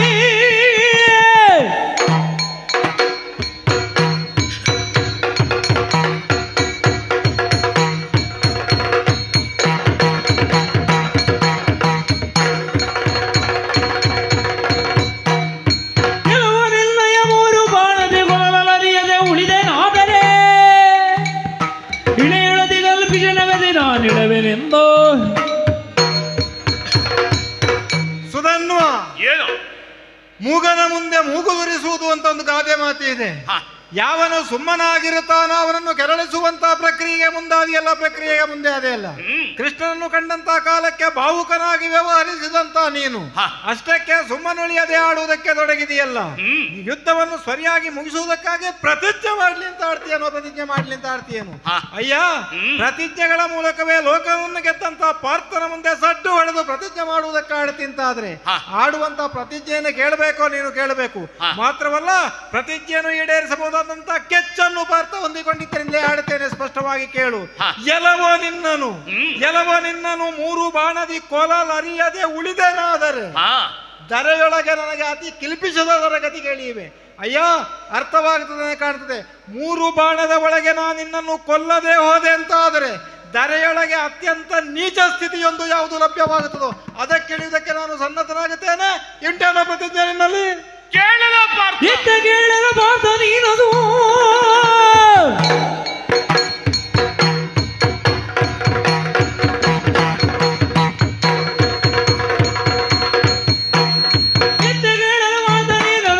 ಮೂಡರ ನಡುವೆ ನಾನದ ಕತ್ತರಿಸಿದ ಕೃಷ್ಣರಾಯನ ಭಕ್ತನಲ್ಲ. ಇಲ್ಲ ಪಾರ್ಥ, ಮೂರು ಬಾಣಲ್ಲಿ ನನ್ನನ್ನು ಕೊಲ್ಲುತ್ತೀಯ. ಇದು ಕೃಷ್ಣ ಬಂದ ಮೇಲೆ ಎಷ್ಟು ಧೈರ್ಯ ಬಂತು ನಿನಗೆ? ಅಷ್ಟರವರೆಗೆ ಸುಮ್ಮನೆ ಸೋತು ಮರುಗುತ್ತಾ ಇದ್ದವ. ಇದು ನಿನ್ನ ಪ್ರತಿಜ್ಞೆಗೆ ಪ್ರತಿಯಾಗಿ ನಾನು ಪ್ರತಿಜ್ಞೆ ಮಾಡುತ್ತಾ ಇದ್ದೇನೆ. ನೀನು ಪ್ರಯೋಗಿಸಿದಂತ ಆ ಮೂರು ಬಾಣವನ್ನು ಮಧ್ಯ ಪಥದಲ್ಲಿ ನಾನು ಕತ್ತರಿಸ್ತೇನೆ. ಒಂದು ವೇಳೆ ಕತ್ತರಿಸುವುದಕ್ಕೆ ಅಸಾಧ್ಯವಾದರೆ ಇದೋ ನಾನು ಕೃಷ್ಣದೇವರ ಭಕ್ತನಲ್ಲ. ಅಯ್ಯ, ಮತಬಾರಿಯ ದುಭ್ರಮಿಸಿ ನುಡಿದ ಭಾಷೆಯ ಜಯದ್ರತನ ಕತೆ ಬಂದು ತಗೀತಲ್ಲ. ಅತಿ ಸತ್ಯಸಂಧ ಸೋನೃತ ಸಾಗಸಿಗ ನೀತ, ಅತಿ ಸತ್ಯಸಂಧ ಸೋನೃತ ಸಾಗಸಿಗ ನೀತ,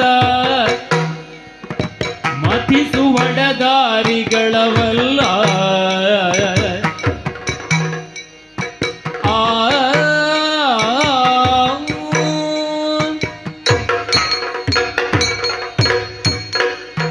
ಅಯ್ಯ ಪಾರ್ಥ, ಕೃಷ್ಣ, ಏನು ಮಾಡಿಬಿಟ್ಟೆ? ಪ್ರತಿಜ್ಞೆ ಮಾಡಿದೆ ನೀನಿದ್ದ ಕಾಲಕ್ಕೆ. ನನ್ನನ್ನು ಕರೆಸಿದ ಉದ್ದೇಶ ಏನಯ್ಯ? ಯುದ್ಧದಲ್ಲಿ ಗೆಲ್ಲಬೇಕು ಅಂತಲ್ವೇ ಸ್ವಾಮಿ? ನಾನು ಬಂದ ನಂತರ ನನ್ನಲ್ಲಿ ಏನನ್ನೂ ಕೇಳದೆ ಏಕಾಏಕಿ ತೀರ್ಮಾನವನ್ನು ಕೈಗೊಂಡು ಬಿಟ್ಟೆಯಲ್ಲ ಸ್ವಾಮಿ. ನಿನ್ನ ಉಪಸ್ಥಿತಿ ಇದೆ ಅಂತ ಆದ್ರೆ ಸಾಕಾಗುತ್ತದೆ. ಲೋಕವನ್ನೇ ಗೆಲ್ಲುವಂತ ಹುಮ್ಮಸ್ಸು, ಆಶೀರ್ವಾದ ಎರಡೂ ಇರುವುದಿಲ್ವೇ ಕೃಷ್ಣ? ಅಯ್ಯ, ಈ ಹಿಂದೆಯೂ ಈ ರೀತಿಯ ಪ್ರತಿಜ್ಞೆಯನ್ನು ನೀನು ಮಾಡಿದವನಿದ್ದಿ ಜಯದ್ರಥನ ಪ್ರಸಂಗದಲ್ಲಿ. ಜಯದ್ರಥನ ಕಾಲಕ್ಕೆ ಮಾಡಲ್ಪಟ್ಟಂತ ಪ್ರತಿಜ್ಞೆ ಸ್ವಲ್ಪ ಕಷ್ಟ ಆದದ್ದು ಹೌದು. ಹಾಗಂತ ನೀನು ಅದನ್ನು ಪೂರೈಸಿಕೊಟ್ಟಿದ್ಯಲ್ಲ ಕೃಷ್ಣ. ಅಲ್ಲಿಯೂ ನಾನು ಬರಬೇಕಾಗಿ ಬಂತು. ನೀನು ಇದ್ದದ್ರಿಂದ ನನಗೆ ಧೈರ್ಯ ಬಂದದ್ದು ಆ ಕಾಲಕ್ಕೆ. ಆದರೆ ಇದು ಹಾಗಲ್ಲ. ಈಗ ಜಯದ್ರಥನಂತೆ ಇವನಲ್ಲ ಎನ್ನುವುದನ್ನು ಒಪ್ಪಿಕೊಳ್ಳಬಹುದು, ಸರಿ. ಆದ್ರೆ ಆಡಿದ್ರಲ್ಲ ಪ್ರತಿಜ್ಞೆ ಮಾಡ್ಲಿ ಪಾರ್ಥ ಅಂತ ಮತ್ತೆ ಸುಮ್ಮನೆ ಹಿಡಿಯೋದಕ್ಕೆ ಬರ್ತದೆ ಕೃಷ್ಣ. ಇರಲಿ ಬಿಡು. ಆ ಜಯದ್ರಥನಂತೂ ವದಾರ್ಹನೇ ಆಗಿದ್ದನು. ವದಾರ್ಹನಾದುದರಿಂದ ತನ್ನ ಕಾರಣ ಮೂಲಕವಾಗಿ ವಧಿಸುವುದಕ್ಕೆ ಸಾಧ್ಯವಾಯಿತು. ಆದರೆ ಈತ ಹಾಗಲ್ಲ. ಪರಮ ವೈಷ್ಣವನಿದ್ದಾನೆ, ಶ್ರೇಷ್ಠನಾಗಿದ್ದೇನೆ, ನನ್ನ ಭಕ್ತನಿದ್ದಾನೆ, ಅನವರತವು ನನ್ನನ್ನು ಧ್ಯಾನಿಸುವಂತಹ ಭಕ್ತನಿದ್ದಾನೆ. ಒಂದು ವೇಳೆ ತ್ರಿಮೂರ್ತಿಗಳು ಅವನ ಮುಂದೆ ಬಂದರೂ ಜಯಿಸಲು ಸಾಧ್ಯವಿಲ್ಲದಂತಹ ಒಂದು ಭಕ್ತನಾಗಿದ್ದಾನೆ ಅವನು. ಸ್ವಾಮಿ ಅತುಳ ಪರಾಕ್ರಮಿಯಾಗಿದ್ದಾನೆ ಅಂತ ಆಡುವ ಮೂಲಕವಾಗಿ ನಿನ್ನ ಉಪಸ್ಥಿತಿ ಇರುವಾಗ ಗೆಲ್ಲುವುದಕ್ಕ ಸಾಧ್ಯ ಅಂತ ಆಡಿದ್ರೆ ನಾವೆಲ್ಲ ಏನು ಮಾಡಬಹುದು ಕೃಷ್ಣ? ಅಯ್ಯ ಪಾರ್ಥ, ಭಕ್ತರನ್ನು ಉದ್ಧರಿಸುವವನು ದೇವರು. ಆದರೆ ಅದೇ ದೇವರನ್ನೇ ಈಗ ನೀನು ಪೇಚಿಗೆ ಸಿಲುಕಿಸಿದೆಯಲ್ಲ. ಹಾಗಾಯ್ತಾ ಈಗ? ಅಯ್ಯ, ಏನು ಮಾಡಲಿ? ಅವನೂ ನನ್ನವನೇ, ನೀನೂ ನನ್ನವನೇ. ಧರ್ಮ ರಕ್ಷಣೆಗಾಗಿ ನಿನ್ನನ್ನು ನಾನು ಕೈ ಹಿಡಿದವನು. ಭಕ್ತಿಯ ಮಾರ್ಗದ ಮುಖಾಂತರ ಅವನು ನನ್ನ ಕೈ ಹಿಡಿದವನು. ಈಗ ನಾನು ಯಾರ ಭಾಗದಲ್ಲಿ ನಿಲ್ಲಲಿ, ಯಾರನ್ನು ಉಳಿಸಲಿ? ಅಯ್ಯ, ಈಗ ಸಮಸ್ಯೆಗೆ ಸಿಲುಕಿದೆನಲ್ಲ ನಾನು. ನನ್ನಿಂದ ಸಂದಿಗ್ಧತೆ ಅಂತ ಆಡುವುದು. ದೇವರೇ ಸಮಸ್ಯೆಗೆ ಸಿಲುಕಿದಂತಹ ಸಂದರ್ಭ. ಈಗ ನನ್ನ ನಿನಗೆ ಸಂದಿಗ್ಧವೇ ಸ್ವಾಮಿ? ಕಷ್ಟ ಆಯ್ತು ಹಾಗಾದ್ರೆ. ಹೌದು ದೇವರೇ, ಕೇಳ್ತೀಯ ಒಂದು ಮಾತು? ತಿಳಿದನು ನಿನ್ನಯ ಚಿತ್ತ ದುಮ್ಮಳಿಕೆಯ ನಿಜದೊಲವ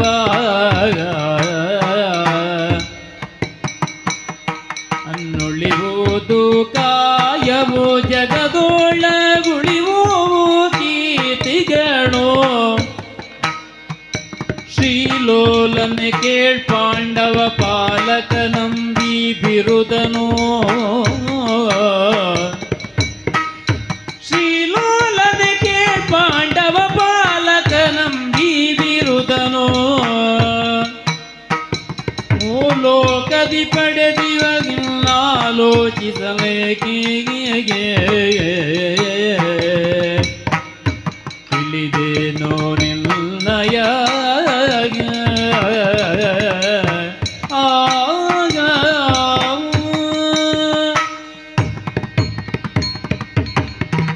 ದೇವರೇ. ಸುಧನ್ವ, ಆಹಾ, ನಿನಗೂ ಸಂಕಷ್ಟ ಅಲ್ವಾ? ನಾವಿಬ್ಬರು ಪ್ರತಿಜ್ಞಾಬದ್ಧರಾದಾಗ ಮಧ್ಯದಲ್ಲಿ ನೀನು ಏನು ಮಾಡಬೇಕೆಂಬುದಾಗಿ ಯೋಚಿಸ್ತಾ ಇದ್ದಿ. ನಗು ಬರ್ತದೆ ಕೃಷ್ಣ. ಕೃಷ್ಣ, ಧರ್ಮವನ್ನು ಉದ್ಧರಿಸುವವ ನೀನು, ಅಧರ್ಮವನ್ನು ನಾಶ ಮಾಡುವವ ನೀನು. ಆದರೆ ಇಲ್ಲಿ ಯೋಚಿಸಬೇಕಾದದ್ದಲ್ಲ. ಜೀವನ ಎಂಬುದು 3 ದಿನದ ಬಾಳ್ವೆ. ಒಂದು ದಿನ ಹುಟ್ಟುವುದಕ್ಕೆ, ಒಂದು ದಿನ ಬಾಳುವುದಕ್ಕೆ, ಮಗದೊಂದು ದಿನ ಸಾಯುವುದಕ್ಕೆ. ಸತ್ತ ಬಳಿಕ ಈತ ಜೀವನದಲ್ಲಿ ಏನನ್ನು ಸಾಧಿಸಿದ, ನಾಳಿನ ಪ್ರಪಂಚ ಹೊಗಳಿಕೊಳ್ಳಬೇಕು. ಆ ರೀತಿ ಜೀವನವನ್ನು ಸಾಗಿಸಬೇಕು. ನೋಡು, ಪಾಂಡವರನ್ನು ರಕ್ಷಿಸ್ತೇನೆ ಎಂಬುದಾಗಿ ಪಾಂಡವರ ಅವ್ವೆಗೆ ನೀನು ಮಾತು ಕೊಟ್ಟವ. ನಾನು ಪ್ರತಿಜ್ಞೆಯನ್ನು ಮಾಡಿದಾಗ ಈ ಅರ್ಜುನನ್ನು ಕೊಲ್ಲುತ್ತೇನೆ ಎಂಬುದಾಗಿ ಪ್ರತಿಜ್ಞೆ ಮಾಡಲಿಲ್ಲ ದೇವರೇ. ಅವನು ಪ್ರಯೋಗಿಸಿದಂತಹ ಬಾಣವನ್ನು ಕತ್ತರಿಸ್ತೇನೆ ಅಂತ ನಿನಗೆ ನಾನು ಬಿಡಿಸಿ ಹೇಳಬೇಕೇ ದೇವರೇ. ಇದೋ ಪಾಂಡವರನ್ನು ಅರ್ಜುನನ್ನು ಕಾಪಾಡುವುದಕ್ಕೆ ಬೇಕಾಗಿ, ಅರ್ಜುನನಿಗೆ ರಕ್ಷಣೆ ಕೊಡುವುದಕ್ಕೆ ಬೇಕಾಗಿಯೇ ಬಂದವ ನೀನು. ನನ್ನ ಮೂಲವಾದಂತಹ ಉದ್ದೇಶ ಏನು? ನಮ್ಮ ಚಂಪಕಾವತಿ ಪಟ್ಟಣದಲ್ಲಿ ಹರಿದರ್ಶನವಾಗಬೇಕು ಅಂತ. ಹರಿದರ್ಶನವಾಯಿತು. ದೇವ್ರೇ, ಅವನಿಗೆ ಬೇಕಾದನ್ನು ಅವನಿಗೆ ಕೊಡು, ನನಗೆ ಬೇಕಾದನ್ನು ನನಗೆ ಕೊಡು. ದೇವ್ರೆ, ನನಗೆ ಕೊಡು. ಹಾಗೇ ಆಗಲಿ. ಅಯ್ಯ ಪಾರ್ಥ, ಯುದ್ಧವನ್ನು ಮುಂದುವರಿಸು. ಅರಸಗೆಳರ್ಜುನನೋ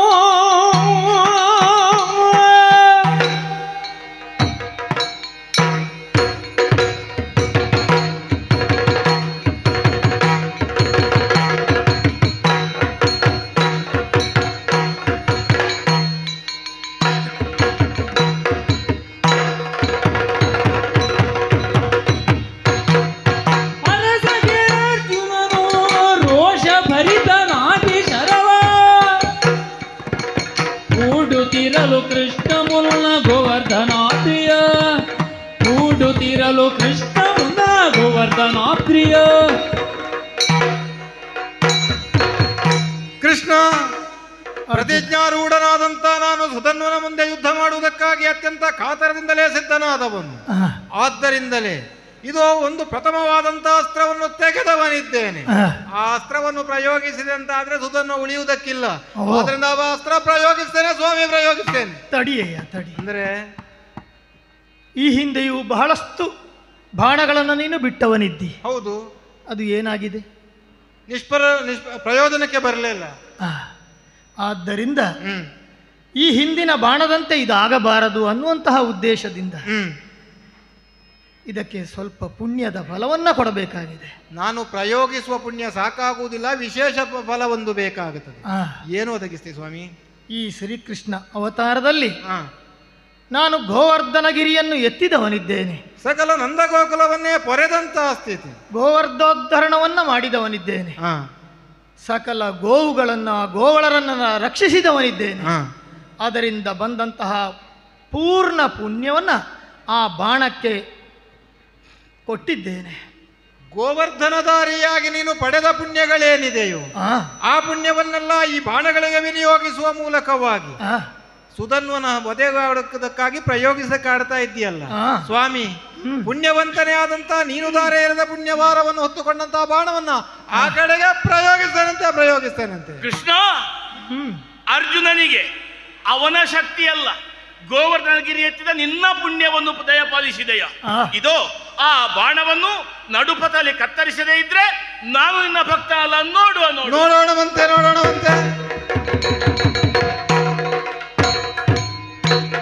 ಸ್ವಾಮಿ, ಒಂದು ಬಾಣ ನಿಷ್ಪ್ರಯೋಜಕವಾಯಿತಲ್ಲವೇ? ಮಾರ್ಗಪಥದಲ್ಲೇ ಕತ್ತರಿಸಿದ ಬೆಡೆ ಕೆಲವು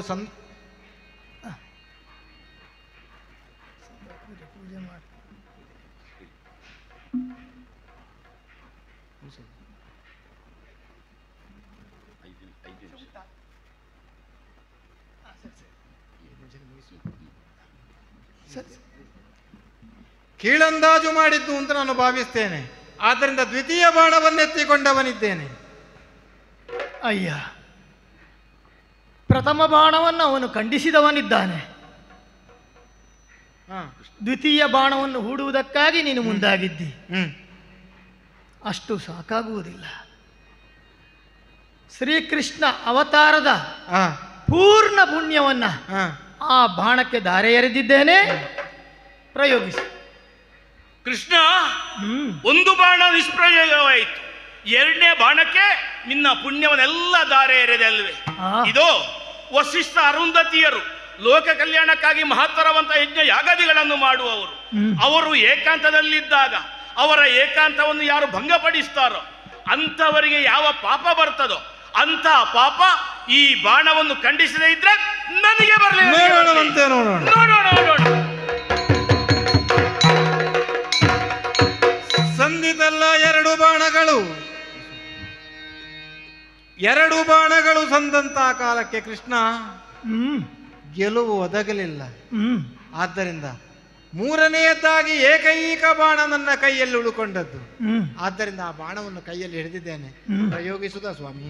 ಅಯ್ಯ, ಎರಡು ಬಾಣಗಳು ಸಂದು ಹೋದವು, ಪ್ರಯೋಜನವಾಗಲಿಲ್ಲ. ಆದ್ದರಿಂದ ಸ್ವಲ್ಪ ಹಿಂದೆ ಹೋಗುವ. ರಾಮಾವತಾರದ ಏನು ಪುಣ್ಯ ಉಂಟು ಆ ಎಲ್ಲ ಪುಣ್ಯವನ್ನ ನಿನ್ನ ಬಾಣಕ್ಕೆ ಎರೆದಿದ್ದೇನೆ. ಅಷ್ಟು ಮಾತ್ರವಲ್ಲಯ್ಯ, ಅಷ್ಟೂ ಶಕ್ತಿ ಸಾಲದು ಎನ್ನುವಂತೆ ಆ ಬಾಣಕ್ಕೆ 3 ಭಾಗಗಳಲ್ಲಿ ತುದಿ, ಮಧ್ಯ, ಅಂತ್ಯ ಭಾಗದಲ್ಲಿ ತ್ರಿಮೂರ್ತಿಗಳನ್ನು ಆಹ್ವಾನಿಸಿದವನಿದ್ದೇನೆ. ಹಾ. ಆದ್ದರಿಂದ ಈಗ ನಿನ್ನ ಬಾಣವನ್ನು ಪ್ರಯೋಗಿಸು. ನಿನಗೆ ಒಂದು ವೇಳೆ ಅದನ್ನು ಎತ್ತಲು ಕಷ್ಟವಾದೀತು, ಈಗ ನಿನ್ನ ಮೈದಡವಿದ್ದೇನೆ, ಪ್ರಯೋಗಿಸು ಪ್ರಯೋಗಿಸು. ದೇವರೇ, ನೀ ತ್ರಿಮೂರ್ತಿಗಳು ರಾಮಾವತಾರ ಪುಣ್ಯ ಎಲ್ಲವನ್ನು ಆಹ್ವಾನಿಸಿದೆಯ. ಇದೋ ಇಂಥ ಈ ಬಾಣವನ್ನು ಖಂಡಿಸದೇ ಇದ್ರೆ, ಇದೋ ಮಹಾಶಿವರಾತ್ರಿ ಎಂದು ಉಪವಾಸ ಇದ್ದು ಕಾಶಿ ಕ್ಷೇತ್ರದಲ್ಲಿ ಗಂಗಾ ಸ್ನಾನ ಮಾಡಿ ಆ ಶಿವನನ್ನು ಆರಾಧಿಸಿರುವಾಗ ಅಂಥವನನ್ನು ಯಾರು ಎಡಗಾಲಿಗೆ ತುಳಿಯುತ್ತಾರೋ ಅಂತ ಮಹಾಪಾಪ ನನಗೆ ಬರಲಿ. ನೋಡೋಣ ನೋಡೋಣ ನೋಡೋಣ ಅಂತ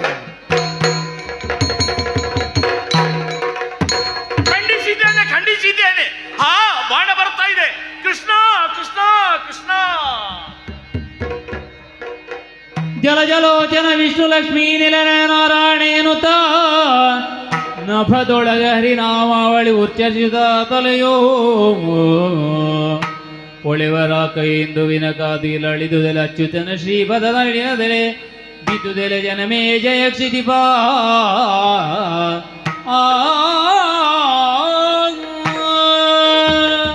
ಅಯ್ಯ ಅರ್ಜುನ, ಕೃಷ್ಣ ನೋಡಿದೆ ಅಲ್ಲ, ಆ ಸುಧನ್ವನ ಶಿರ ನೇರವಾಗಿ ನನ್ನ ಪದತಲದಲ್ಲಿ ಬಿತ್ತು. ಅದನ್ನು ನೇರವಾಗಿ ಹಂಸಧ್ವಜನಲ್ಲಿಗೆ ಎಸೆದೆ. ಹಂಸಧ್ವಜ ಅದನ್ನು ಆಘ್ರಾಣಿಸಿ ಪುನಃ ನನ್ನೆಡೆಗೆ ಎಸೆದವನಿದ್ದಾನೆ. ಅದನ್ನು ನಾನು ನೇರವಾಗಿ ನಭೋಮಂಡಲಕ್ಕೆ ಎಸೆದು ಪರಶಿವನ ರುಂಡಮಾಲದಲ್ಲಿ ಅದನ್ನು ಸೇರುವಂತೆ ಮಾಡುವುದರ ಮುಖಾಂತರ ಆ ಸುಧನ್ವನಿಗೆ ಸಾಯುಜ್ಯ ಪದವನ್ನು ಕೊಟ್ಟವನಿದ್ದೇನೆ. ಆ ಮುಖಾಂತರ ಸುಧನ್ವನಿಗೆ ಮೋಕ್ಷ ಲಭಿಸಿದಂತಾಗಿದೆ. ಸ್ವಾಮಿ, ಅಯ್ಯ, ಪ್ರಯೋಗಿಸಿದ ಬಾಣವನ್ನು ಮಾರ್ಗಪಥದಲ್ಲೇ ಖಂಡಿಸಿದ. ಆದ್ರೆ ನಿನ್ನ ದೆಸೆಯಿಂದಲಾಗಿ ತುಂಡಾದ ಭಾಗ ಅವನ ಕೊರಳನ್ನು ಛೇದಿಸಲ್ಪಟ್ಟಿತು. ಹಾಗಾದರೆ ಲೋಕದಲ್ಲಿ ನೀನಿಲ್ಲದೆ ಯಾವುದು ನಡೆಯುವುದಿಲ್ಲ ಎನ್ನುವುದು ಲೋಕಮುಖಕ್ಕೆ ನೀನು ಹೇಳಿಕೊಟ್ಟಂತಾಯಿತು. ಸ್ವಾಮಿ, ತೇನವಿನ ತೃಣಮಪಿ ನಾ ಚಲತಿ. ಲೋಕಮುಖಕ್ಕೆಲ್ಲ ನೀನು ಒದಗುವ ಮೂಲಕವಾಗಿ ಈ ಚಂಪಕಾವತಿಯ ಜನ ಹರಿದರ್ಶನವಾಗಬೇಕು ಅಂತ ಭಾವಿಸಿದರು. ಅಂತ ತಕ್ಷಣ ಒಳಗೆ ನಿನ್ನನ್ನು ಪೂಜಿಸುತ್ತಾ ಇದ್ದಂತ ಜನತೆಗೆ ಹರಿದರ್ಶನವಾಗುವ ಮೂಲಕ ಮಂಗಳವನ್ನುಂಟು ಮಾಡಿದಿಲ್ಲ. ಸ್ವಾಮಿ, ಜಗತ್ತಿಗೆ ಮಂಗಳವಾಗಲಿ, ಮಂಗಳವಾಗಲಿ. ಕರದೊಳು ಪರಶುಪ ಶಾಕುಶದಾರಿಗೆ ಹರುಷದಿ ಭಕ್ತರ ಪೊರೆವ ಬಗೆ ಪುರಗಭೂಷಣ ನಾಥ ಕುಮಾರ ಗಜವದ ಮಮ ಚರಣ ಕಮಲಗೆ ಆರತಿ ಎತ್ತಿದೆ, ಆರತಿ ಬೆಳಗಿದೆ. ಗಜಮುಖದವಗೆ ಗಣಪಗೆ